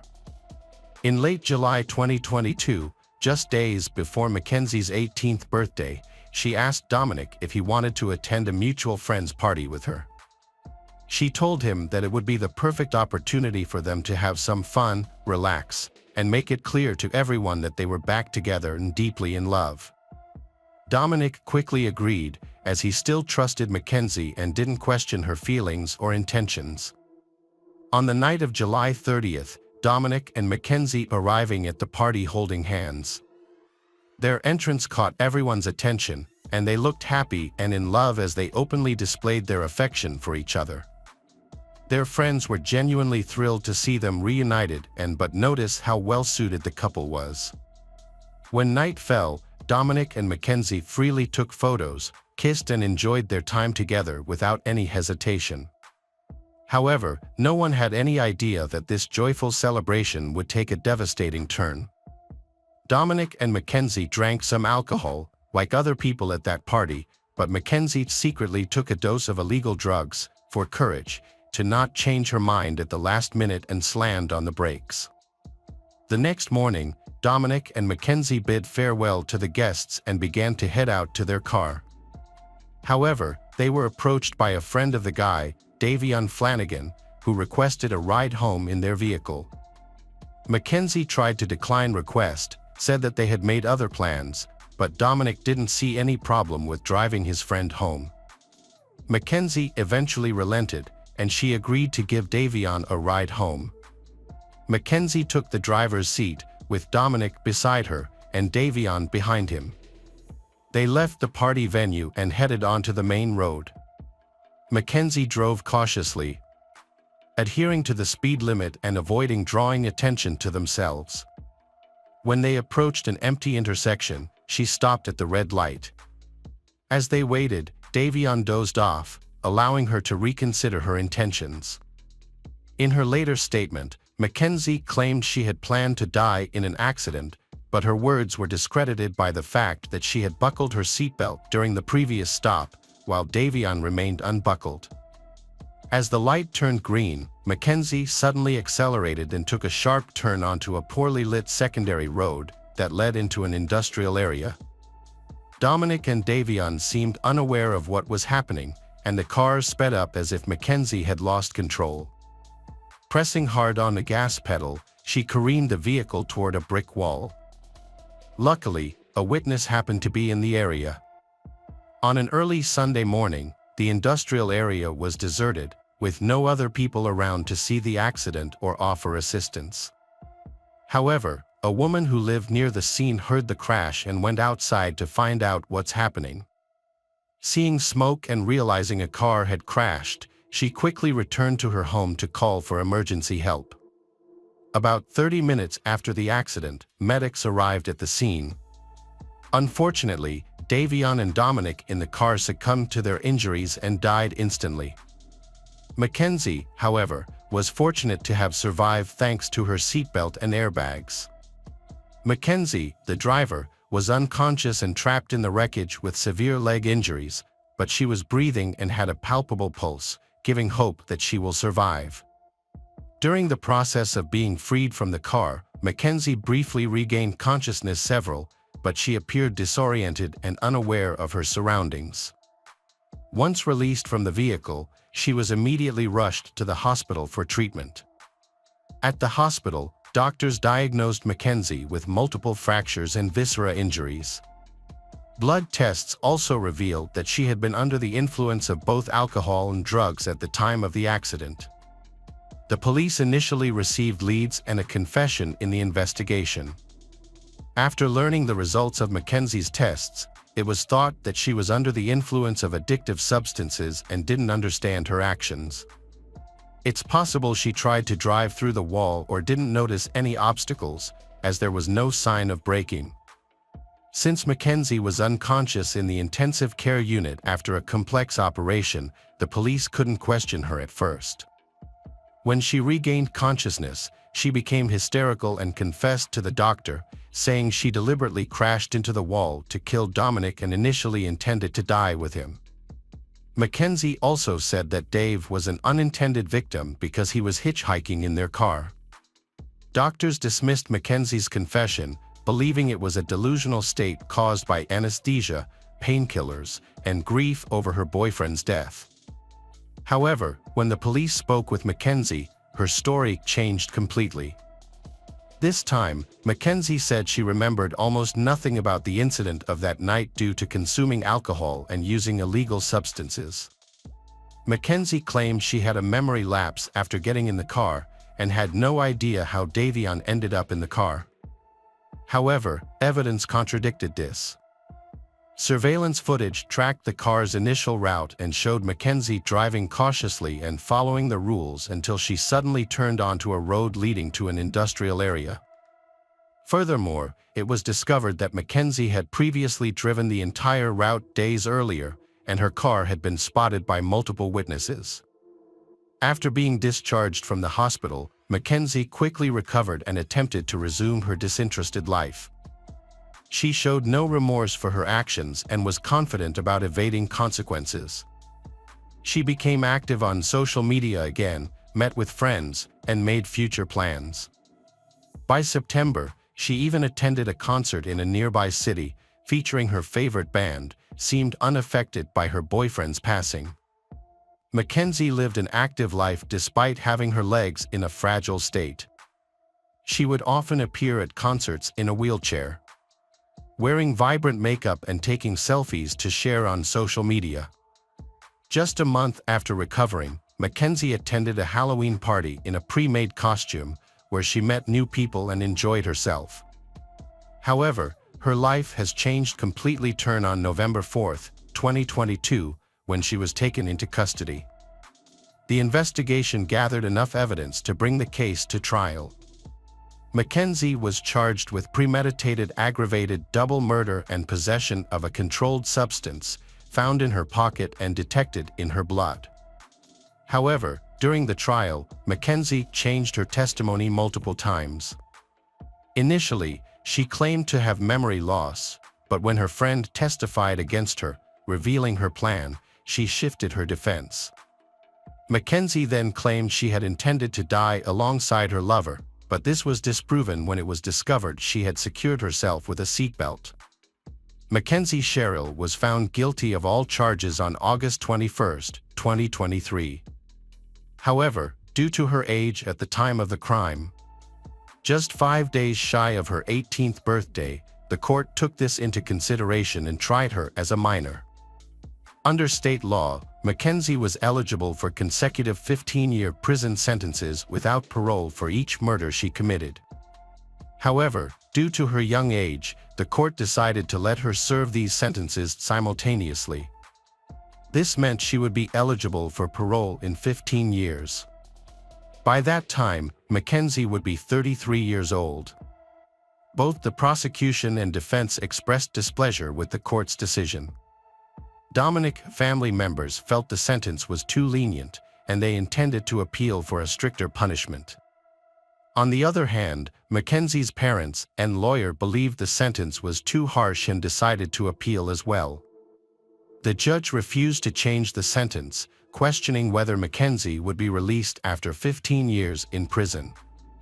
In his opinion, Mackenzie showed no remorse for her actions and displayed arrogance towards the court.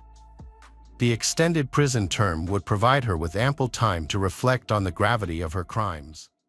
Welcome back, detectives. Let's dive into another horrible case. The case of Heather Elvis. Heather Rachelle Elvis was born on June 30, 1993, in Horry County, South Carolina, to Terry and Debbie Elvis. She was described as a determined, free-spirited, and vibrant individual with a large, outgoing personality. Heather had a passion for makeup and aspired to pursue it as a career. A talented, cheerful 20-year-old girl, she actively shares her thoughts and interests on social networks. Heather is known to be somewhat rebellious, living life her own way without regard for other people's opinions. After graduating from St. James High School in Maules Inlet in 2011, eager to experience her independence, Heather's parents allowed her to move into an apartment in Myrtle Beach with her best friend Brianna. To make ends meet while studying cosmetology, Heather had 2 part-time jobs, one at the House of Blues in North Myrtle Beach and another at a Scottish-themed restaurant called the Tilted Kiln in Myrtle Beach. She had a good job, great friends, a very close-knit family, and everything in her life seemed to be in order. However, she had secrets her family didn't know about and wouldn't discover until it was too late. On a warm summer afternoon in 2013, while Heather was working her usual shift at the Tilted Oven, she caught the attention of an older man, who was the maintenance worker, Sidney Moore. Sidney was a 37-year-old man, married with 3 kids. His wife, Tammy, was a 40-year-old stay-at-home mom who worked part-time as a travel agent, and they had been married since 1997. Sidney had his own maintenance business and would often come in to repair things in the restaurant's kitchen. Heather had a crush on Sidney, even though he's much older than her, and the two have had some innocent flirtations at work. Heather would confide in her friend Brianna about the things he would say to her and how smitten she was with him. Heather was deeply in love with Sydney. She confided in her sister about their strong feelings for each other and their plans for a future together. Heather was aware that Sydney had a wife, but he told her their marriage was open and that he no longer loved his wife, Tammy. Sydney even claimed Tammy had a boyfriend and they were staying together only for financial reasons and their children. As a young and naive person, Heather believed everything Sydney told her. Her friends did not approve of her relationship because he was 17 years older than Heather. In addition, Sydney had been married for 15 years to his 40-year-old wife. The affair was no secret at Heather's workplace, and she often faced ridicule from her colleagues. The situation reached the point where some colleagues wrote on a mirror at work, "Stealing a married man, that's fine, thanks." Even one of the girls called the restaurant pretending to be Tammy, looking for Heather. This scared Heather and she left work immediately, thinking that Tammy might show up at any moment. They said their relationship continued until September 2013, when Heather tweeted that once upon a time, an angel and a devil fell in love, but it did not end well, referring to her relationship with Sydney. Tammy, Sydney's wife, eventually discovered the affair, though it remains unclear how. According to people close to Heather, once Tammy learned of the affair, it caused a major upheaval. After discovering her husband's infidelity with Heather, Tammy called Heather and demanded that she end the relationship.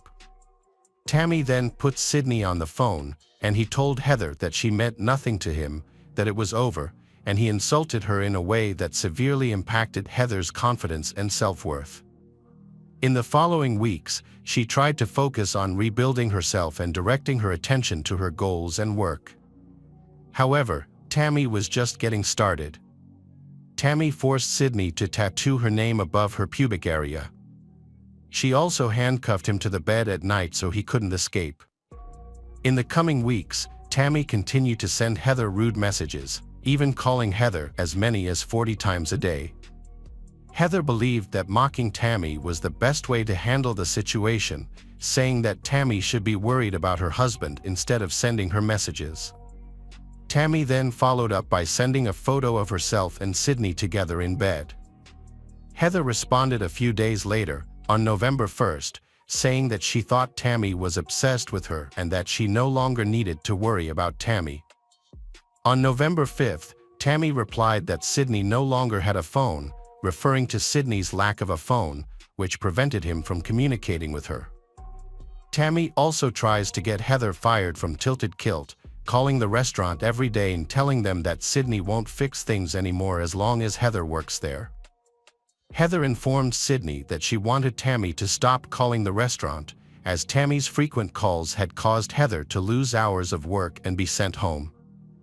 Heather and Sydney last saw each other on November 5th after they had agreed to end their relationship. After suffering a broken heart, Heather remained determined to move forward. Those around her noticed how she had regained her smile. Things started looking up when she was offered a job at a beauty salon, bringing her closer to her professional dream. As for Tammy's messages and calls, Heather got used to ignoring them, hoping that eventually Tammy would get bored and leave her alone. On November 19th, Sydney and Tammy purchased a brand new black Ford F-150 and drove to California with their children to visit Disneyland as a way to rekindle their romance. The trip lasted for 3 weeks. Meanwhile, despite Heather's life taking a turn for the better, those around her soon started to notice that she was gaining weight. This was evident to the extent that she had to be given a new, larger uniform at work, as her usual one no longer fit. Specifically, Heather went from wearing a size A cup bra to a size C cup, and from a medium-sized skirt to a large. These changes are typically associated with pregnancy. Heather took a pregnancy test at work, but the results were inconclusive. While it was widely believed that Heather was pregnant, given the changes in her physical appearance and her intimate relationship with Sydney, the exact status of her pregnancy was uncertain. Despite this, Heather's confidence was returning, and she had arranged a date with a man closer to her age, with whom she had been conversing for some time. The situation seemed promising for Heather. It was December 17, 2013, when Heather headed out for her date. They didn't have any specific plans and were eager to get to know each other better. They went out for dinner and then drove around to check out the Christmas lights, which was one of Heather's favorite holiday activities. Later, Heather's date, Stephen Caldy, took her to the mall, where he taught her how to drive a car with a manual transmission. He also took a photo of her while she was trying to drive his car. Heather sent this photo, which showed her having fun on her date, to her best friend Brianna, who she lived with, as well as to her father Terry. According to the information provided, Heather Elvis and her date began around 10 p.m. and ended shortly after 1 a.m. After dropping Heather off at her apartment, they had plans to meet again the next day. Unfortunately, this would be the last time Heather's presence was confirmed. A little over half an hour after returning to her apartment, Heather received an unexpected call from Sydney. During the 4-minute call from a payphone, Sydney apologized to Heather and expressed his love for her. He even confessed that he had left Tammy in the hopes of being with her. At 1:44 a.m., Heather contacted her roommate Brianna, who was visiting relatives out of town. In tears, Heather told Brianna that Sydney had called to confess his love for her. Brianna advised Heather to thoughtfully evaluate the situation, not jeopardize her recent relationship with Stephen. Heather said she would think about it and then sleep, but she couldn't sleep that night. At around 2:29 a.m., Heather tried calling the number that Sydney had previously called several times, but there was no answer. At around 3:16 a.m., she attempted to call Sydney's mobile phone, but again there was no answer. Unwilling to give up, Heather called Sydney's mobile phone once more, and this time, the call lasted just over 4 minutes. The content of this phone conversation is unknown. After the call, Heather got into her car and drove to a place called Peachtree Boat Landing, which is located approximately 3 miles from the house of Sydney and Tammy. At 3:38 a.m., Heather arrived at the Peachtree dock. She tried to contact Sydney's phone again, but got no response. She made follow-up calls at 3:39 a.m., 3:41 a.m., and 3:46 a.m., but Sydney still didn't answer. While Heather was trying to meet Sydney, 2 security cameras captured a black Ford F-150 pickup, similar to the one owned by Sydney and Tammy, heading from the direction of their house towards the dock. The following day, a local police officer patrolling the area found Heather's car, a green Dodge Intrepid, parked at Peachtree Landing, on the banks of the Waccamaw River. After verifying the license plate and discovering that the vehicle was registered to Heather's father, Terry Elvis, the officers went to Heather's parents' house. They questioned Terry about the car, and since he had a spare set of keys, they went to the vehicle and noticed that Heather's keys, identification, purse, and phone were not inside. The police allowed Terry to search the vehicle and then let him take it home. Terry repeatedly tried to call Heather, but the calls went straight to voicemail. When Heather failed to show up for work, the police investigated her apartment but found no sign of her. A search for the missing Heather was initiated, and her friends and family created posters, leaflets, and a Facebook page titled "Find Heather Elvis" to aid the search. As the police investigated, suspicion soon focused on Sydney and Tammy due to evidence of text messages, phone calls, and public knowledge of the affair between Heather and Sydney. Sydney and Tammy also posted on Facebook, speaking disrespectfully of Heather and her family. Sydney referred to Heather as a girl who traded fellatio for pumpkin-spiced lattes, and Tammy posted a lengthy status about how Sydney cheated on her in September and October. Detectives gathered evidence suggesting Sydney's involvement in the case. They observed his pickup leaving the Peachtree Landing area at 3:45 a.m. and found that he had disconnected the vehicle's GPS system on the night of December 18th, making it difficult to confirm if the CCTV footage showed his vehicle. Despite the lack of concrete evidence, the investigation continued. On February 21, 2014, Sydney and Tammy were arrested and charged with kidnapping, obstruction of justice, and 2 charges of indecent exposure. After an 11-hour search, they were charged with indecent exposure for taking sexually explicit pictures of themselves in public areas, as well as obstruction of justice for providing false information to the police regarding a pay phone. On February 24, 2014, the police held a press conference to announce that they had charged Sydney and Tammy with the murder of Heather. The police claimed to have found evidence that led them to suspect that Sydney and Tammy had kidnapped and murdered Heather. In 2015, Sydney and Tammy were released from prison after 11 months, and their bond was set at $100,000 per person. During the bond hearing, prosecutors stated that there was no direct link between Sydney and Tammy and Heather's disappearance. The Sydney family claimed that they were threatened by the Elvis family, which led them to install a tracking system and advised them to avoid the Elvis family, including on social media. The murder charges were dismissed without prejudice in March 2016, which means the prosecution could choose to charge them with murder again if they wished to do so. The kidnapping charges were also reduced to pending, and the charges of indecent exposure against both of them were dropped. On June 20, 2016, Sydney's trial for the kidnapping of Heather began, and it was revealed in court that Heather was possibly pregnant. Detectives discovered that when Sydney went to Walmart, he purchased a pregnancy test and cigars. Afterward, Sydney went to a pay phone to call Heather and then to meet up with her. Sydney explained that the pregnancy test was for his wife Tammy because they were trying to have a child, even though the home security footage of Sydney's residence showed them washing their car after December 18, burning rags, and having a receipt for a pregnancy test in their possession. Sydney was charged with kidnapping, but the first trial resulted in a mistrial because the jury could not reach a verdict. Despite the lack of abiding evidence that Sydney murdered Heather, 10 of the 12 jurors wanted to convict him, while the remaining 2 did not. In 2017, the Court of Appeals affirmed Sydney's conviction for kidnapping and attempted kidnapping of Heather and sentenced him to 30 years in prison. In October 2018, 5 years after Heather went missing, Tammy was put on trial for kidnapping and conspiracy. During the trial, it was revealed that Tammy was infuriated by her husband's affair with Heather, especially after rumors began to circulate that Heather was pregnant in December 2013.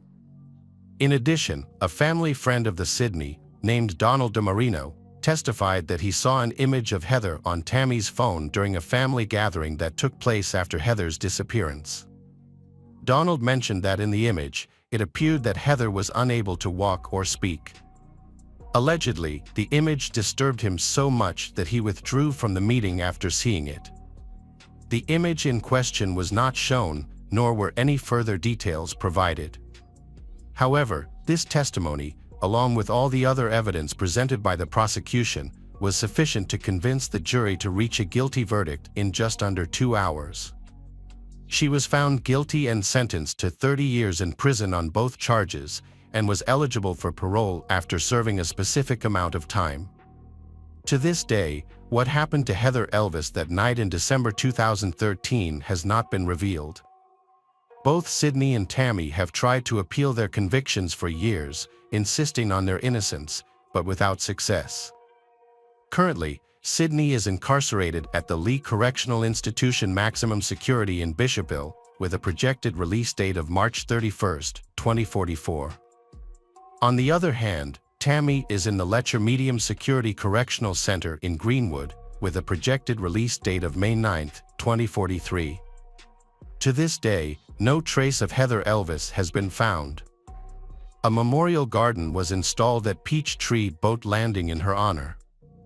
Heather's disappearance has left an indelible void in the lives of her family and friends. The pain they have endured, the unanswered questions, and the longing for a resolution have become an enduring chapter in the history of Myrtle Beach. The Myrtle Beach community, united by the hope of obtaining answers, has come together in search efforts and vigils.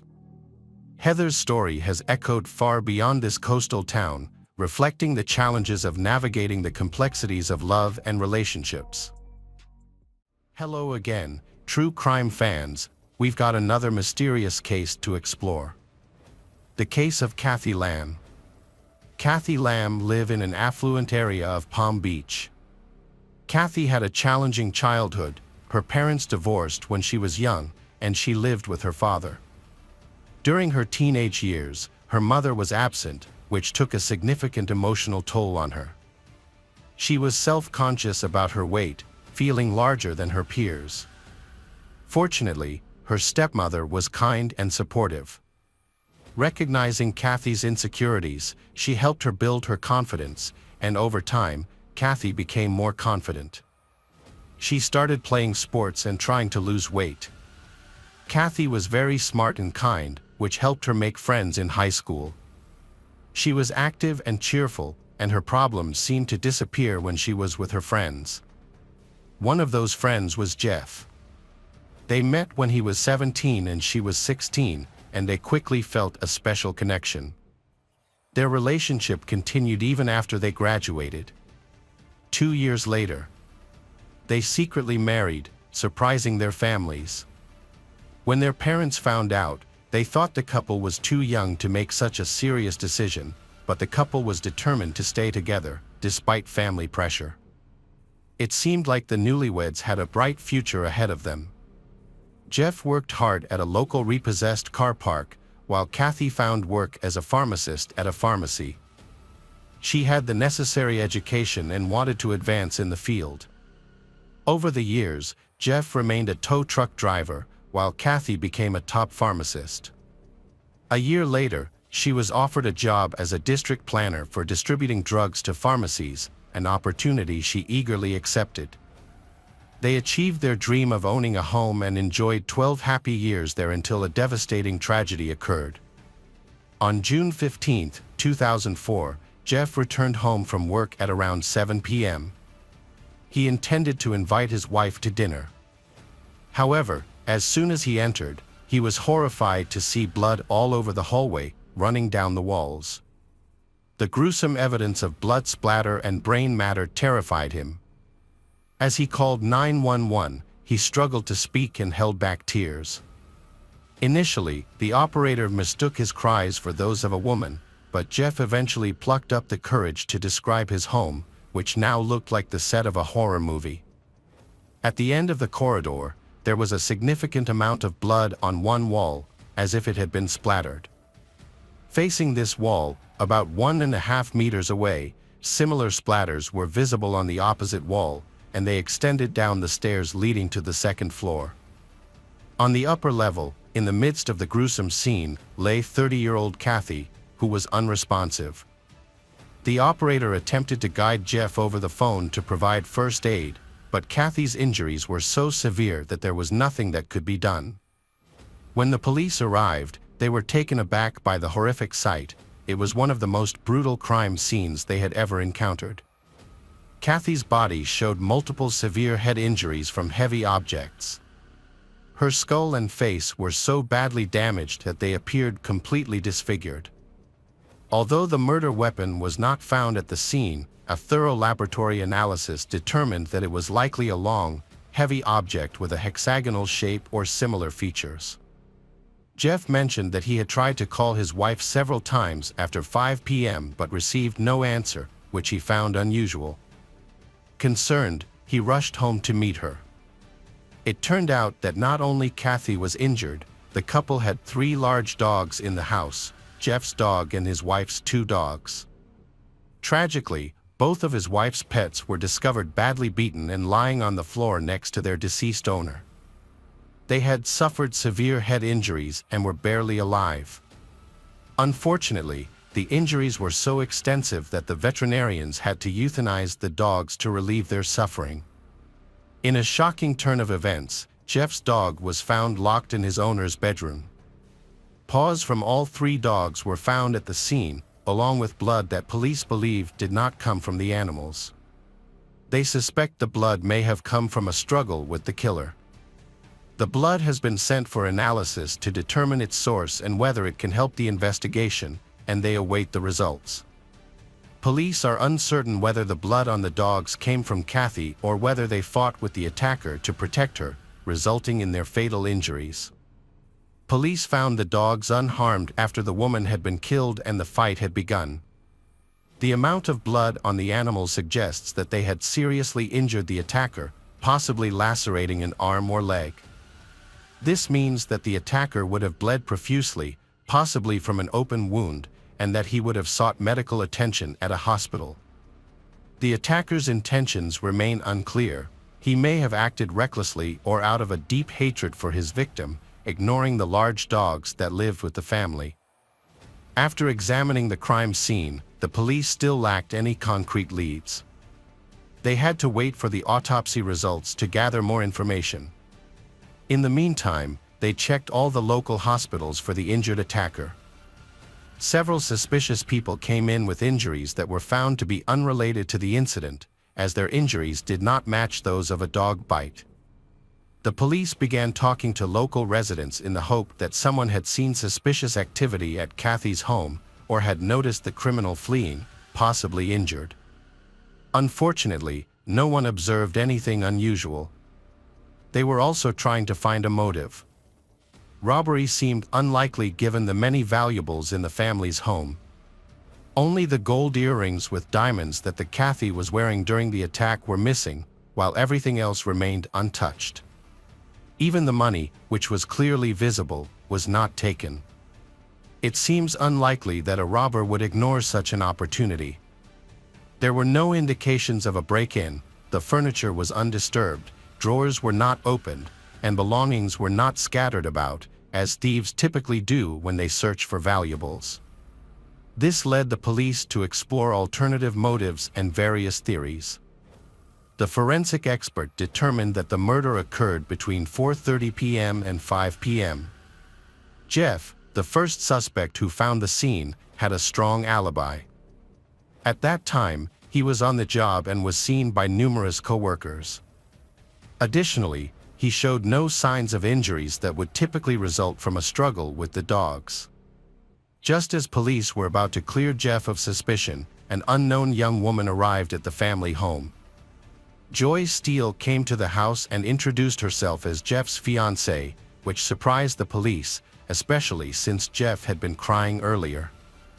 The police found this an interesting case, as a man who had just lost his wife was being comforted by his mistress, with whom he had been in a serious relationship for a long time. This revelation made the case seem even more suspicious. 7 years into their relationship, Kathy discovered Jeff's infidelity. Despite this, they remained together and did not divorce. Kathy forgave him and even encouraged him to end the affair, leading to their reconciliation and continued life together just before the tragic incident. Police are considering whether a love triangle may have been a motive for the crime. Jeff had a strong motive for killing his troubled wife. That doesn't necessarily mean Jeff killed Kathy himself. He may have convinced someone else to do it. The police discovered a third dog locked in one of the rooms, which was unharmed. This was peculiar, especially given the serious injuries of the other 2 dogs belonging to the Kathy.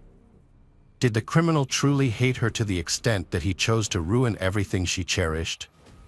The police needed to find answers to these questions.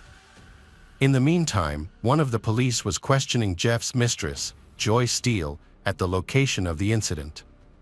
Joy shared her and Jeff's future plans. They planned to move away after a while Jeff planned to quit his job. Joy had a solid alibi.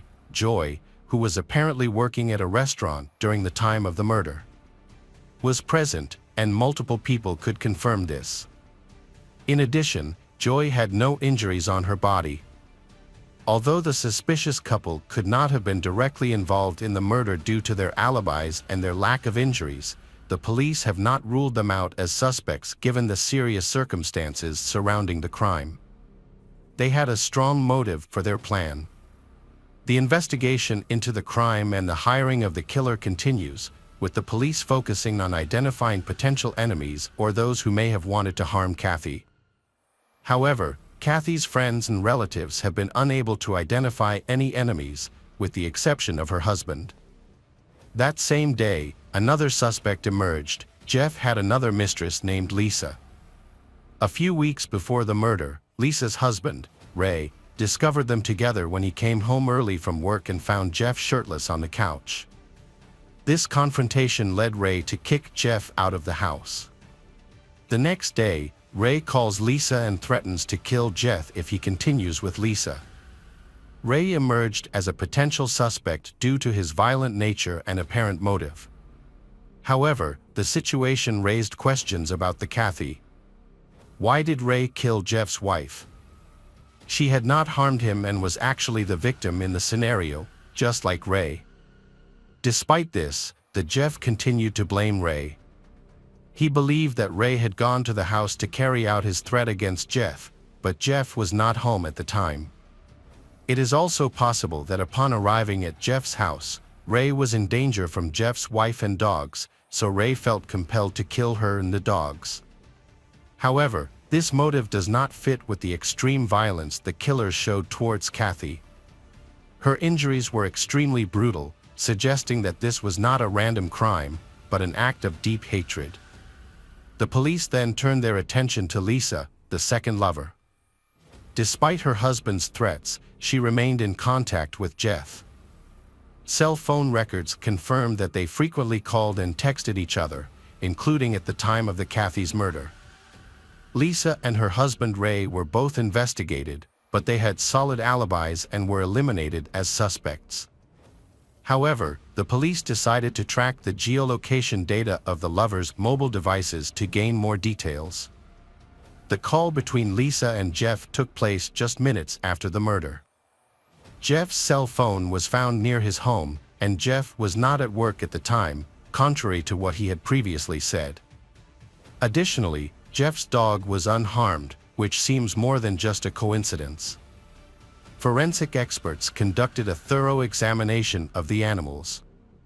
They collected DNA samples from the dog's muzzle and paws. Notably, the stains found on Jeff's dog were identified as palm prints. Blood samples taken from the scene were confirmed to belong to the Kathy, indicating that the perpetrator was in the hall with the dog after the attack on Kathy, during which she was injured or possibly killed. Police suspected that the killer's DNA might be on the animal's muzzles and paws.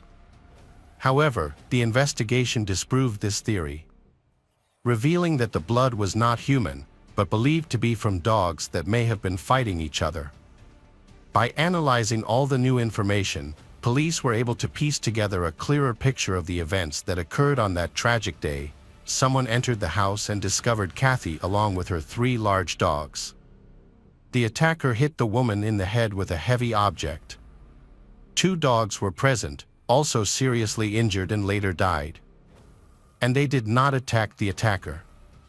They endured the blows without defending themselves. The 3rd dog also did not confront the attacker. Instead, the 3rd dog focused on protecting the other 2 dogs. This behavior aroused suspicion. The police consulted dog handlers for insights. Experts suggested that the dog's lack of resistance indicated they were familiar with the attacker and viewed him as a friend. This familiarity explained why they did not confront him but instead appeared to bite each other. Police found bite marks on the dogs, leading them to conclude that only Jeff, the owner of the surviving dog, could have attacked Kathy.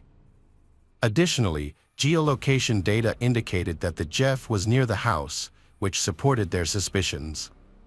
However, the Supreme Court only had circumstantial evidence, meaning they still had a long way to go before bringing any charges.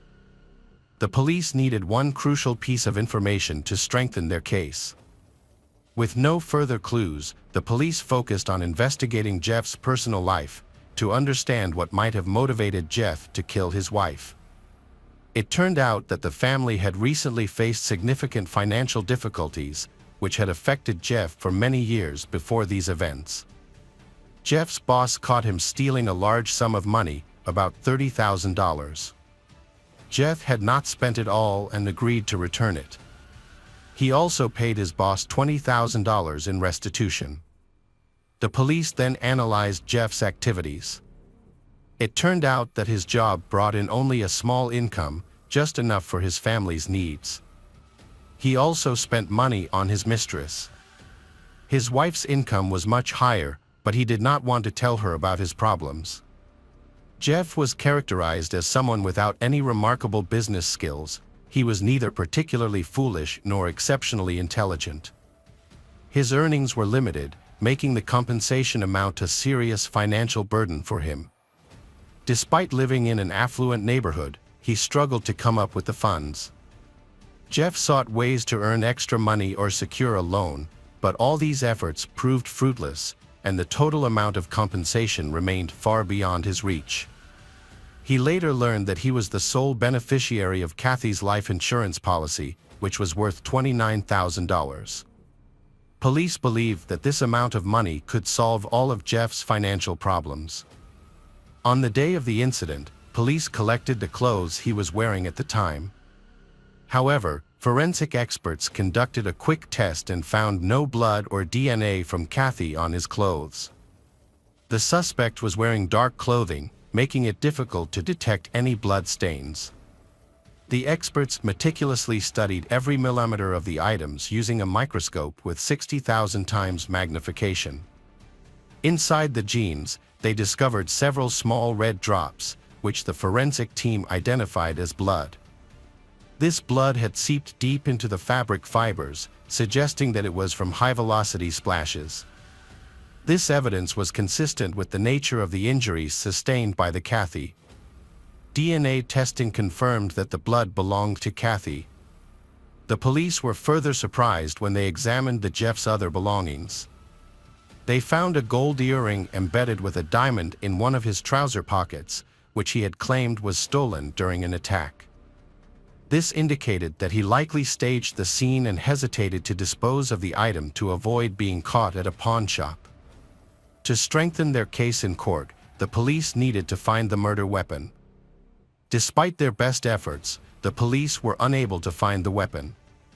It took the prosecutor's office 2 months to establish a clear connection between the killer and the victim. During this time, an employee of the company where Jeff worked discovered a hexagonal crowbar on the roof of the building.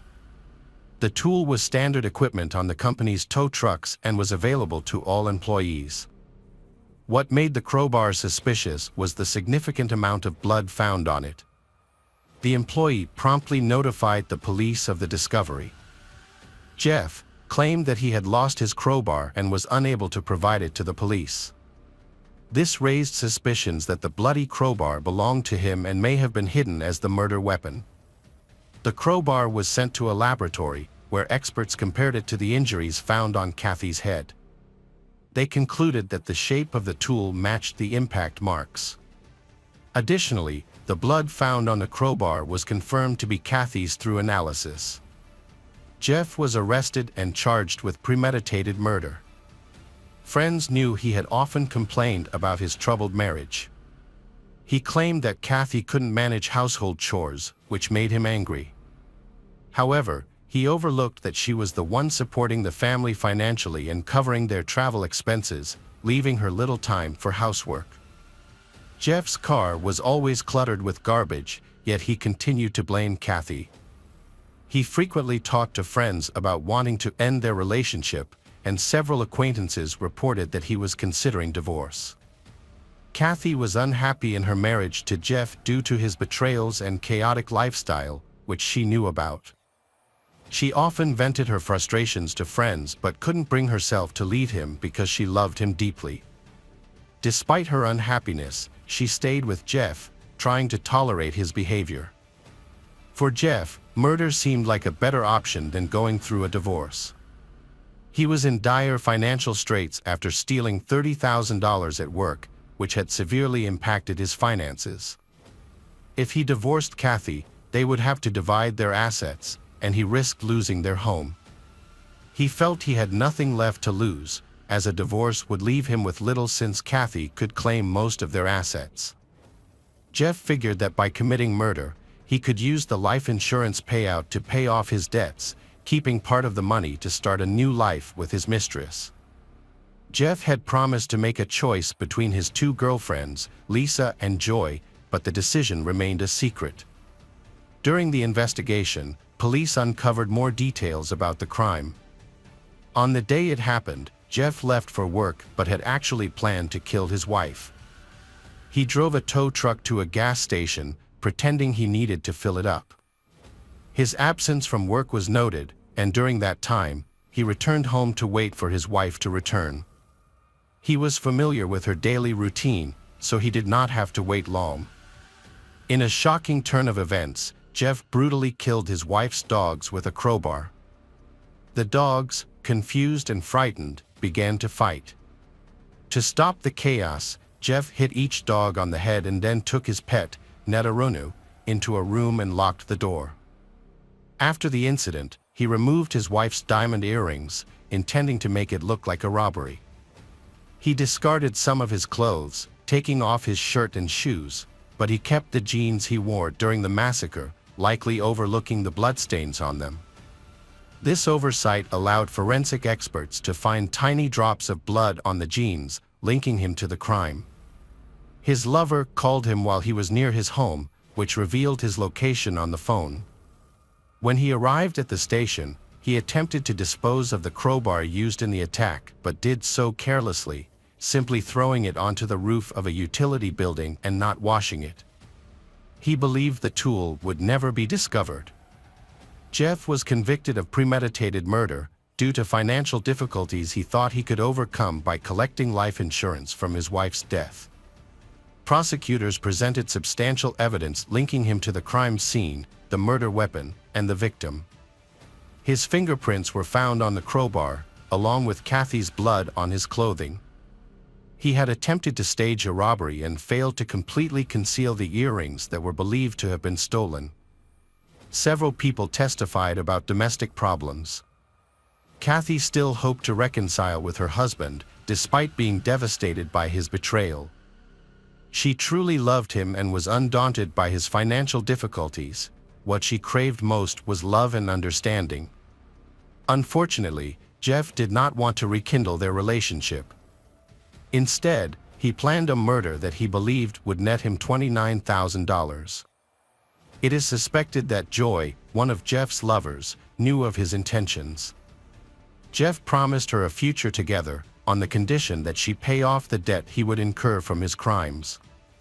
During the hearing, the defense attempted to portray Jeff as a model husband and a good person, but no witness could reliably substantiate this claim. Jeff had never been a hard worker and showed little interest in his work. He had no motivation to do anything else and did not have a positive reputation in his family life. He was not a good husband, as he had a history of infidelity that his late wife knew about. His lifestyle was well known to friends and family. But it was his wife who suffered the most. When Jeff's efforts to build a better image failed, his attorney changed tactics. He began looking for weaknesses in the prosecution's case. However, the prosecution's strategy was well rehearsed and backed by substantial evidence, leaving little room for debate. The defense argued that Jeff was not the only possible suspect in Kathy's murder, claiming that the police had focused too quickly on him without fully exploring other potential suspects. In fact, police and the prosecutor's office had interviewed dozens of people and considered multiple suspects. Each suspect was thoroughly questioned, allowing police to eliminate those who did not fit the evidence. The prosecution argued that the attacker had two motives. First, he hoped to solve his financial problems through a life insurance policy. Second, he wanted to get rid of his troubled wife so he could live with one of his mistresses. Additionally, he sought to avoid the risk of losing his assets or having to divide his assets in a divorce. The prosecution also argued that Jeff's mistress, Lisa, knew about his plans. She supported him and was waiting for the call to hear about the progress of the crime. Her indiscretion led her to call Jeff, which provided the police with a vital clue. Investigations were conducted to determine whether the mistresses were involved in planning or organizing the crime, but the results were negative. However, it is clear that they supported the Jeff, even though they should have reported his bad intentions to the police to prevent the murder. Ultimately, no evidence was found to prove the lovers' guilt or involvement, so they faced no consequences in court. In September 2006, Jeff Lamb was convicted of premeditated murder and sentenced to life without parole. As the verdict was read, Lisa wept uncontrollably in court. Kathy's family believes the court's ruling was fair. In Kathy's mother's opinion, Jeff should rot behind bars for the rest of his life. Everyone, thanks for returning. Let's unravel another perplexing mystery. The case of Jennifer and Nura Jackson. On the night of June 5, 2005, Jennifer Jackson, 39, was found dead at her home in Memphis, Tennessee, United States. The night before, June 4, Jennifer had attended a friend's wedding and returned home around 11:30 p.m. She lived in a house in a prestigious area of Memphis with her 18-year-old daughter, Nura. Their relationship was so close that they were more like best friends than mother and daughter. Jennifer had previously been married to Nazmi Hassan, a captain in the Lebanese army, and they had a daughter when she was 20. However, their marriage did not last and they divorced shortly after Nura was born. Nura remained with her mother and her father did not visit often due to his work that required frequent travel. As a result, Nura grew up without a father.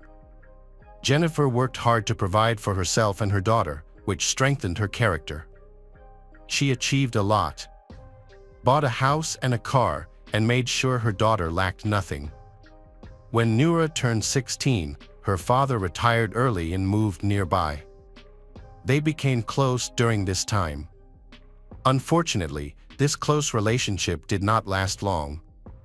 Just a year later, her father was murdered in his store. The crime scene provided no clues and the case remains unsolved. After this tragedy, Nura changed a lot. She started skipping school, going to parties frequently, rarely coming home, and relying solely on her mother for financial support. Nura's mother, Jennifer, felt frustrated and did not know how to help her daughter. Although she tried to guide Nura, nothing seemed to work. Friends advised Jennifer to wait out this challenging period, saying that such behavior was common among teenagers and that things would eventually improve.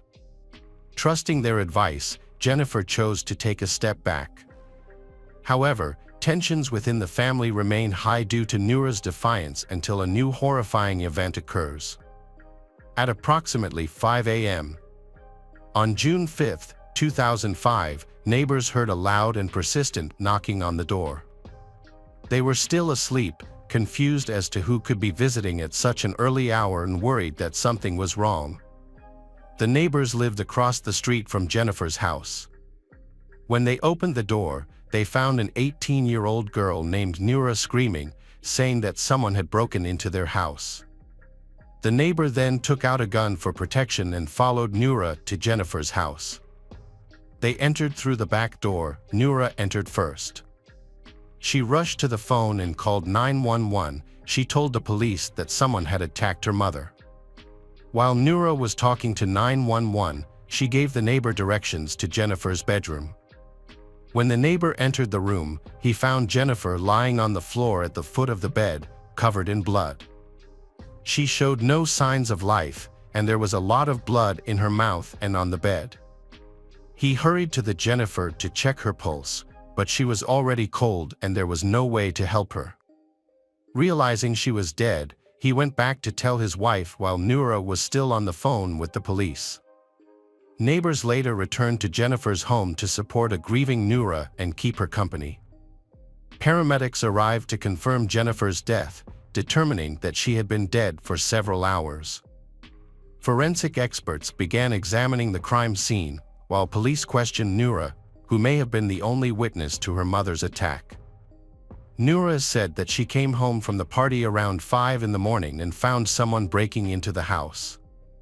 Worried about her mother, she quickly ran to Jennifer's bedroom, where she found her unconscious. Noura then ran to a neighbor's house for help, saying that she didn't see anyone in the house. During the investigation of the crime scene, police observed a broken window on the inner door that connects the kitchen to the garage, with shards of glass scattered on the kitchen floor. It appeared that the window had been broken from inside the house rather than outside. All entrance doors were locked with no apparent signs of forced entry. Experts noted that it seemed Jennifer was attacked while sleeping in her bed, leaving her unable to defend herself. The situation appeared staged as a break-in, but there were inconsistencies. The hole in the window was positioned much higher than the door lock, making it impractical for an attacker to reach the door handle and open it. Upon further investigation, the police discovered a second hidden lock near the broken glass, which was easily accessible. This lock, equipped with a concealed hinge on the door frame, could not be seen from outside, indicating that the attacker was familiar with the house. On the kitchen floor, police found bloody boot prints and drops of blood. In the bedroom, blood covered the bed, and Jennifer's body was on the floor, suggesting she was attacked while in bed and then dragged to the floor. The attacker inflicted over 50 wounds on Jennifer's head. There was also a wicker basket present, reminiscent of other crime scenes where criminals cover the victim's face to prevent them from seeing the attacker. The situation seemed suspicious. On the surface, the house appeared affluent, much like the surrounding neighborhood where the victim lived, which could have attracted burglars. However, nothing was stolen. Valuables were clearly visible throughout the house. There was no sign of struggle, and the woman had not been sexually assaulted. So what was the motive? The brutal nature of the attack on Jennifer suggested a personal vendetta. Consequently, police began to investigate her life more closely to identify potential suspects.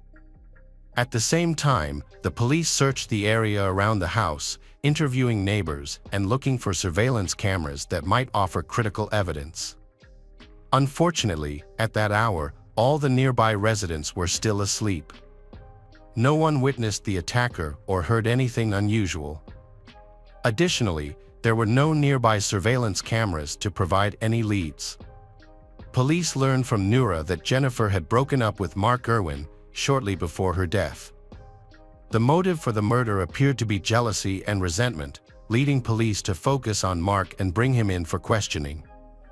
During the interview, Mark expressed the pain of the breakup to him, saying that he loved Jennifer and would never hurt her. Mark said that he called Jennifer around midnight to discuss personal matters, hoping to mend their relationship, but she did not answer. Assuming she was asleep, he decided not to bother her and went to bed. Mark mentioned that he stayed at his house that night, which was quite a distance from Jennifer's house, at least an hour-and-a-half drive. Although he lacked a solid alibi, he seemed genuinely distressed and cooperated fully with the investigation, passing a polygraph test. Police also tracked his car and phone, confirming that he did not leave his local area that night. This evidence led to Mark being cleared as a suspect in the murder.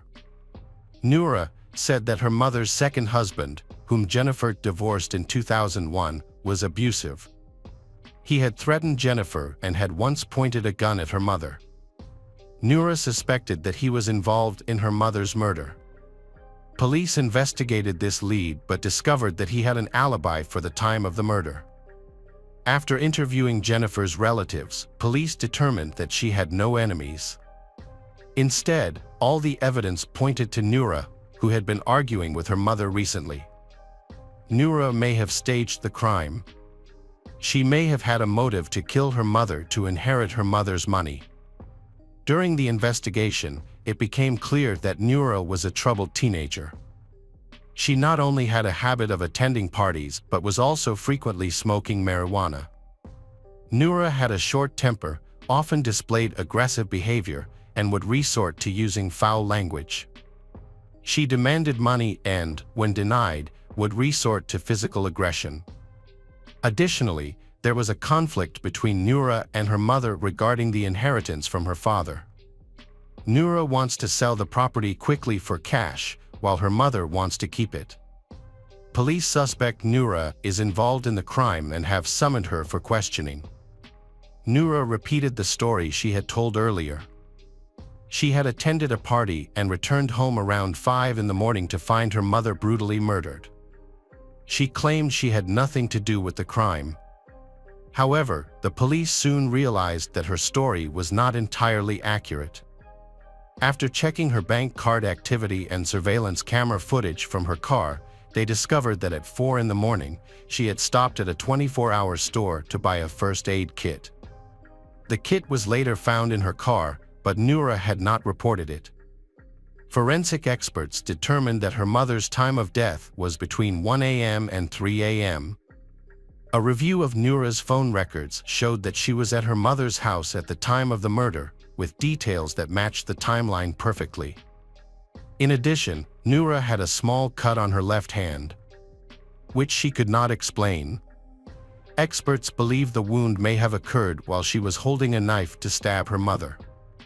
Noura said she did not tell police about the trip to the store because she did not think it was important. The police interviewed the friends who were with Noura at the party, and they stated that she left early, around midnight, and no one else saw her after that. They also mentioned that there was no beer at the event. Noura had claimed at the party that she had opened drinks and shared increasingly bizarre stories, including singing, spilling beer, getting minor injuries, rescuing a stuck cat, and burning herself while cooking. During the investigation, it was observed that Noura was wearing a warm, long-sleeved sweatshirt that nearly covered her hands, despite it being hot outside. She also had a band-aid on her hand and appeared to have wet hair, suggesting she had just showered. During the interrogation, police asked Noura why her hair was wet and why she was wearing a sweatshirt. Noura insisted she hadn't showered and that she often wore sweatshirts, even in warm weather. However, her friends disagreed, stating that she typically didn't dress that way. The police could not find the murder weapon or any bloody clothes that could link Noura to the crime at the time of the attack. They did discover drops of Jennifer's blood on the porch, indicating that the assailant had left the house with blood on them and had likely disposed of the knife elsewhere. As a result, the Noura Jackson was arrested and charged with Jennifer's murder. Bail was set at $500,000, which Noura could not afford, leaving her in prison awaiting trial, facing the possibility of life imprisonment. During the trial, the prosecution argued that Noura killed her mother due to constant conflicts over Noura's lifestyle, which included partying, skipping school, sex, and drug use. Jennifer refused to give Noura money, which angered her and prompted her to kill her mother to gain access to her assets. Witnesses spoke of a troubled relationship between the two. Jennifer's sister said that tensions had escalated a week before the murder, when Jennifer told Noura that she needed to change her lifestyle or leave the house. A friend who attended the party with Noura claimed that Noura expressed feelings of hatred toward her mother. A cousin shared that Noura asked about inheritance and life insurance, which raised suspicions. A neighbor reported that Noura had angrily demanded money from her mother just a week earlier. Additionally, evidence suggested that there was a dispute regarding the sale of her father's car. The prosecution argued that there had been a staged break-in and that phone records showed Noura was home at the time of the murder. The prosecution presented evidence that Noura had left the party early and spent about 3 hours at home before going to get a first aid kit. While Noura claimed she had been driving around town, phone records showed that she had actually been at home. She claimed that she had left her phone at home, but this was disproved when she called a friend from the store. The friend confirmed that Noura had called him at 1 a.m. on her home phone and hung up immediately. The prosecution argued that she hung up because she was afraid of being discovered after mistakenly calling from her home phone. The prosecutor pointed to inconsistencies in Noura's story, such as the sweatshirt and the cut on her hand. It was determined that she had gone to Walgreens at 4 a.m. to purchase a first aid kit for her cut, which included antiseptic and bandages. Surveillance footage from the store showed Noura asking for tissues at the counter to wipe away the blood, suggesting she had a fresh, bleeding wound. The prosecutor argued that Noura had worn the sweatshirt to cover her cut but was unsuccessful, as police had noticed the bandage on her hand. During the trial, a recording of Noura's 911 call was played. The prosecutor highlighted a peculiar moment. When asked if her mother had been shot, Noura confidently replied no, even though she was in a panic and likely couldn't tell the difference between a gunshot and a stab wound. A neighbor, whom Noura had contacted that morning, testified that he was surprised by how openly she discussed the incident. The neighbor, whom Noura had asked for help that morning, was clearly surprised to hear her talk about the situation. Noura entered her home first, seemingly unafraid, while the neighbor followed her with a gun, worried about a potential attack. This behavior aroused suspicion. The prosecutor alleged that Noura was under the influence of alcohol and illegal drugs and was motivated by a desire to make money to support her partying lifestyle. However, Noura barely spoke during the trial. Her attorney, who took the case pro bono, spoke for her most of the time. The defense argued that there was no direct evidence linking Noura to the crime. No murder weapon was found that contained her DNA or fingerprints, allowing her to be ruled out as a suspect. The lawyer accused the police of handling the investigation poorly. They found no evidence that would help identify the criminal. So the police chose to blame the troubled daughter to close the case. The lawyer argued that statistically, children rarely kill their parents, and this case differs from typical maternal murder cases. The attorney argued that the entire case was based on circumstantial evidence. Jennifer's bedroom did not contain Noura's DNA, and there was no Jennifer's blood on Noura's sweatshirt. The lawyer argued that if Noura had attacked her mother, she would have suffered much more injuries, but she only suffered one cut. The prosecutor denied this claim, saying that Jennifer did not defend herself. Instead, she was asleep at the time of the attack. Despite the defense's arguments against the investigation, the prosecutor's evidence convinced the jury, resulting in Noura Jackson being convicted of second-degree murder. She was sentenced to 20 years and 9 months in prison. After nearly 10 years, the Tennessee Supreme Court granted Noura a new trial. It was revealed that a key witness, a friend of Noura's, came forward, claiming that she had called him to her house to resolve a problem. That night, the witness had also used drugs, which may have affected his judgment, and the prosecutor was charged with withholding this information during the trial. On August 22, 2014, the Supreme Court overturned Noura's conviction, stating that this testimony was crucial to the jury's decision and that they might have ruled differently if they had known the truth. Concerns were raised about the integrity of the prosecutor, Amy Wyrick, as it became evident she had engaged in similar misconduct in other cases by concealing important facts to secure convictions. The court reprimanded her for these actions. In response, Amy stated she was prepared to retry the case and demonstrate Noura's guilt. Noura's excitement about her new trial was significantly dampened. She had new lawyers who supported her and successfully moved her case to a neighboring district court to minimize publicity and avoid involvement from prosecutor Amy. Despite this, Noura was still very anxious about the possibility of facing trial again. Ultimately, she was offered a plea bargain for a lighter sentence, which she accepted. She used a legal option called an Alford plea, where she maintained her innocence but pleaded guilty because the prosecution had enough evidence to convict her. As a result, her sentence was reduced to 15 years, and she was released early for good behavior in 2016, having served a total of 11 years in prison. During her time in prison, she experienced a worsening of a medical condition that prevents her from having children, and her criminal record makes it impossible for her to adopt. Hello again, true crime fans. We've got another mysterious case to explore. The case of Sheila Vaughn Wees.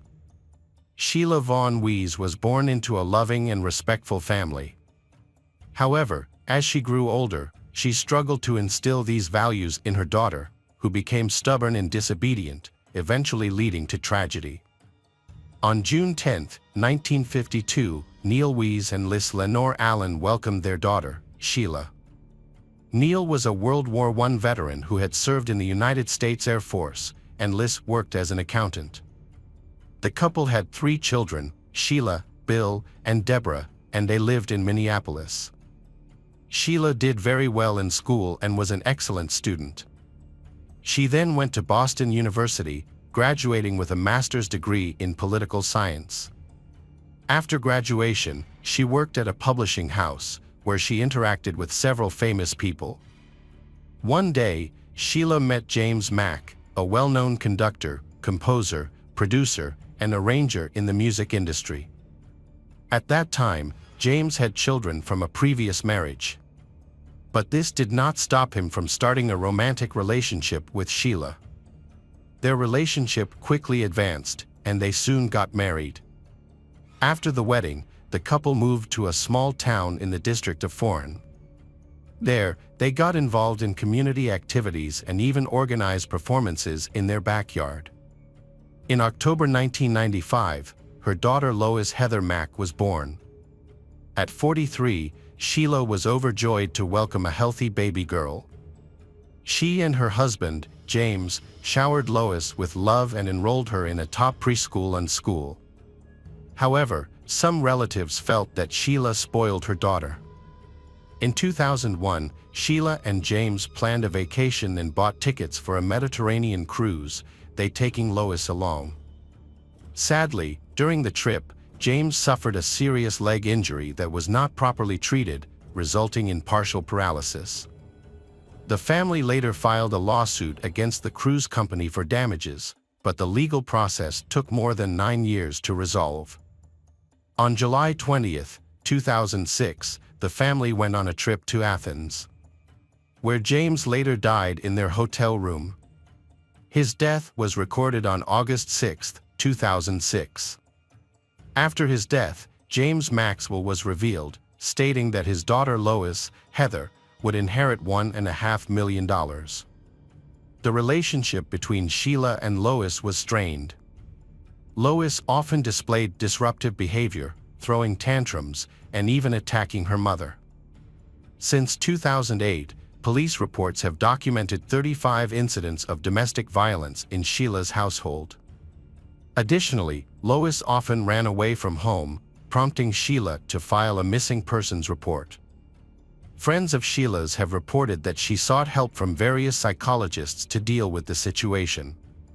During this challenging period, Lois was a middle school student at Oak Park and River Forest School, where her talent for dancing started to show.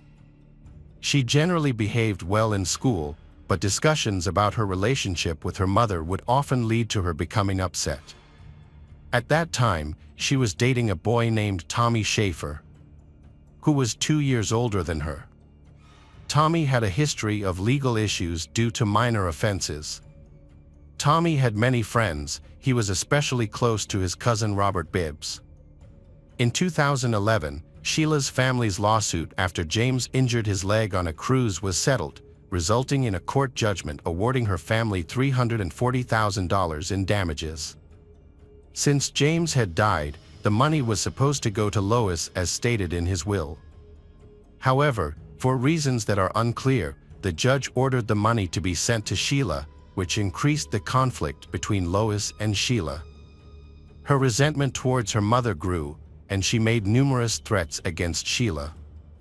By 2013, Sheila, concerned for her safety, hired a private investigator because Lois had begun to stalk her, closely monitoring her routes, schedules, and daily routines.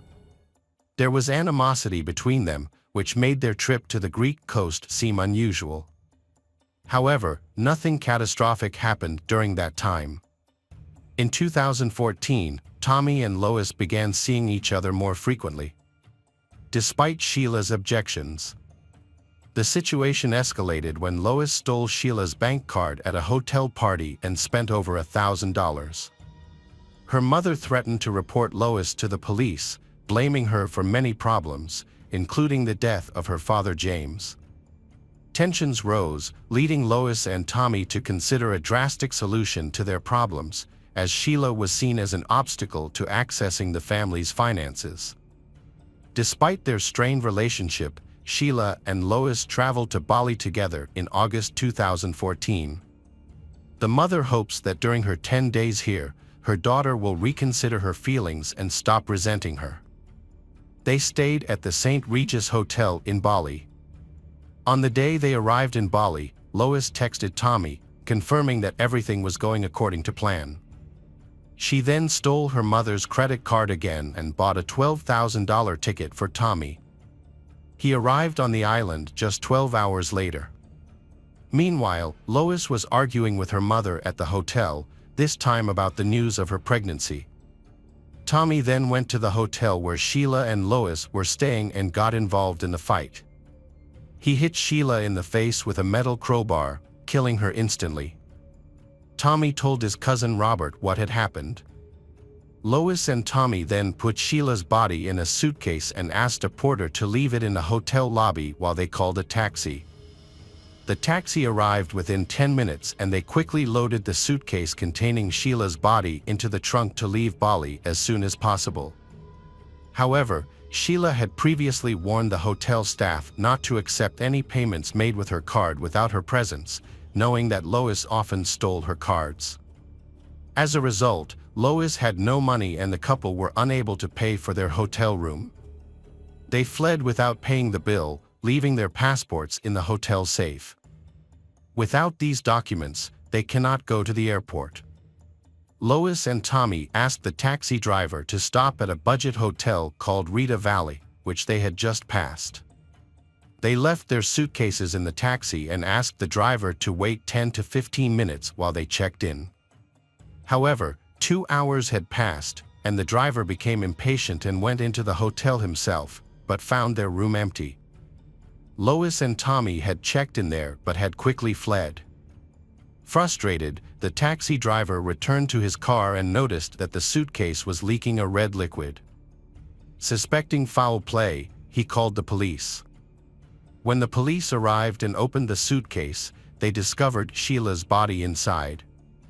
Forensic experts later concluded that she had died from facial fractures that had blocked her airway. In addition, her fingers were broken and her body was covered in bruises. The heartbreaking news of Sheila's death reached her family, prompting her sister, Deborah, to begin searching online for information about the case. All she found was a photograph of a suitcase. As details of the murder were reported in the media, public interest grew. Staff at the Rita Suitcase Hotel informed police that a young couple had checked in that night without luggage. When hotel staff asked them to provide their full names for internet use, they complied, knowing that this was required. The police were quick to obtain the couple's information. Police began to go to the room the couple was staying in. Hotel staff said the room had been searched and was empty. However, the couple had secretly returned to the room because they had nowhere else to go and were exhausted. They were sleeping when police found them. Lois and Tommy were taken to the police station for questioning. They gave conflicting stories about being attacked by a gang at the St. Regis Hotel and claimed that the robbers had killed Sheila.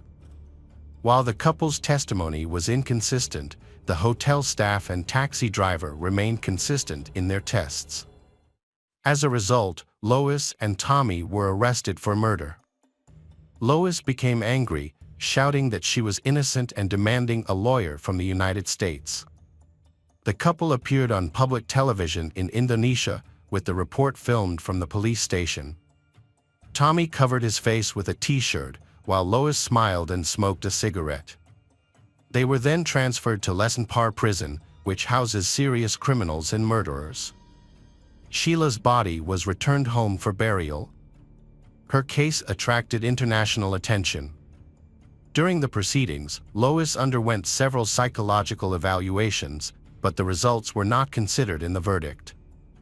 As the investigation progressed, police discovered more details about the case and the media reported that Lois was pregnant. Then on March 17, 2015, a baby girl named Stella was born. The police allowed Lois to see her baby, but only within the confines of the prison. The baby was healthy, but had an extra finger on his left hand that required surgery to remove. At the hearing, Tommy cried as he claimed that he was defending himself against an aggressive Sheila. He said that she attacked him when she found out about Lois's pregnancy.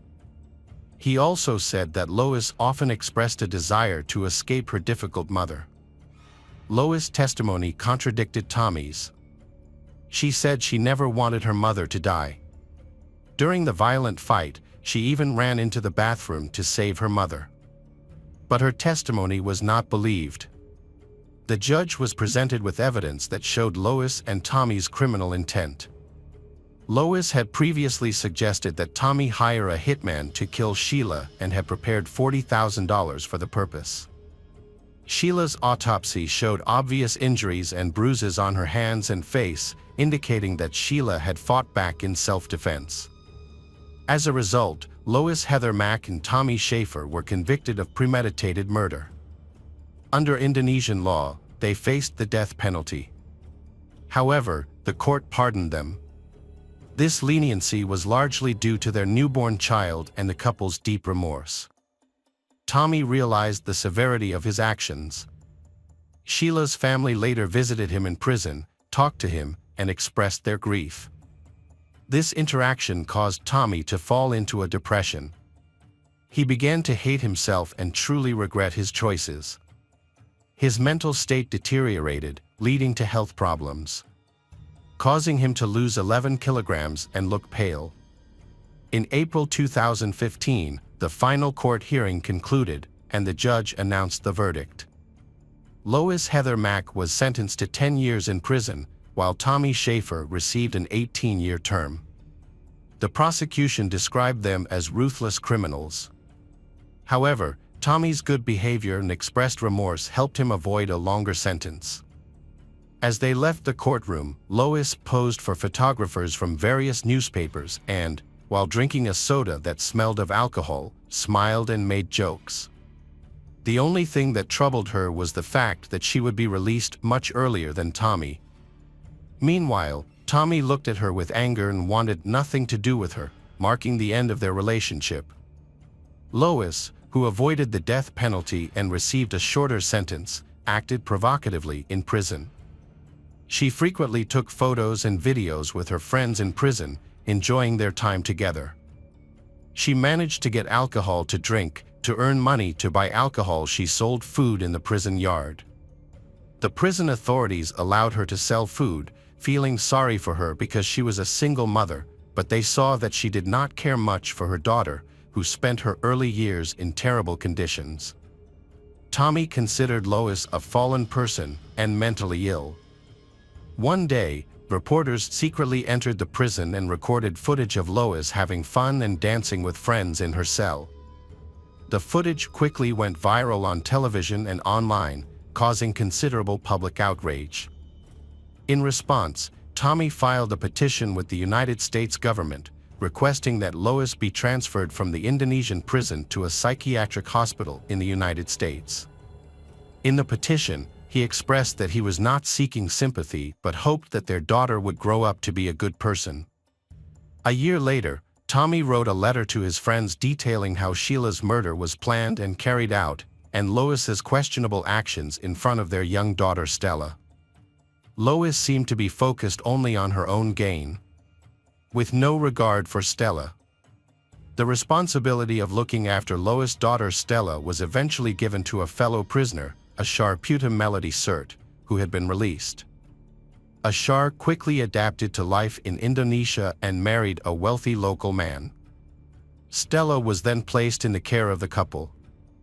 The police identified Robert's involvement in Sheila's murder, leading to his quick arrest and trial in 2017.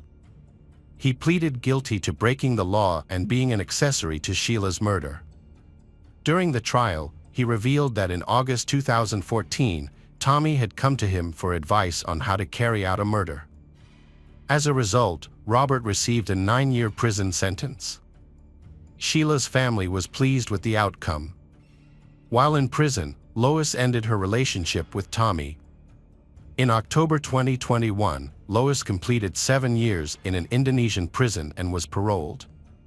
Her reunion with her 6-year-old daughter, Stella, was a moment of liberation for her. Stella lived in Indonesia for another month before being extradited to the United States with her mother. At that point, her daughter no longer needed a guardian. Upon arriving in Chicago, Lois was arrested at the airport by FBI agents.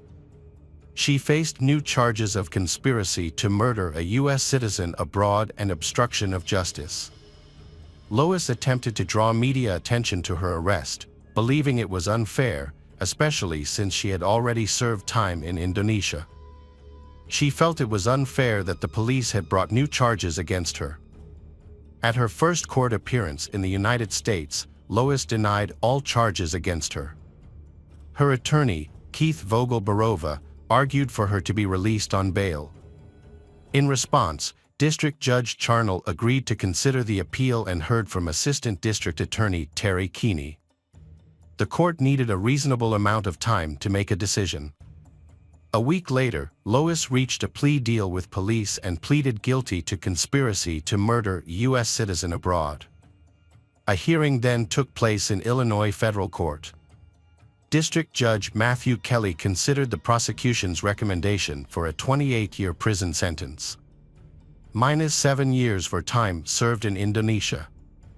The judge then sentenced Lois Heather Mack to 26 years in prison, ordered her to pay $2,278 in restitution, and fined her $50,000.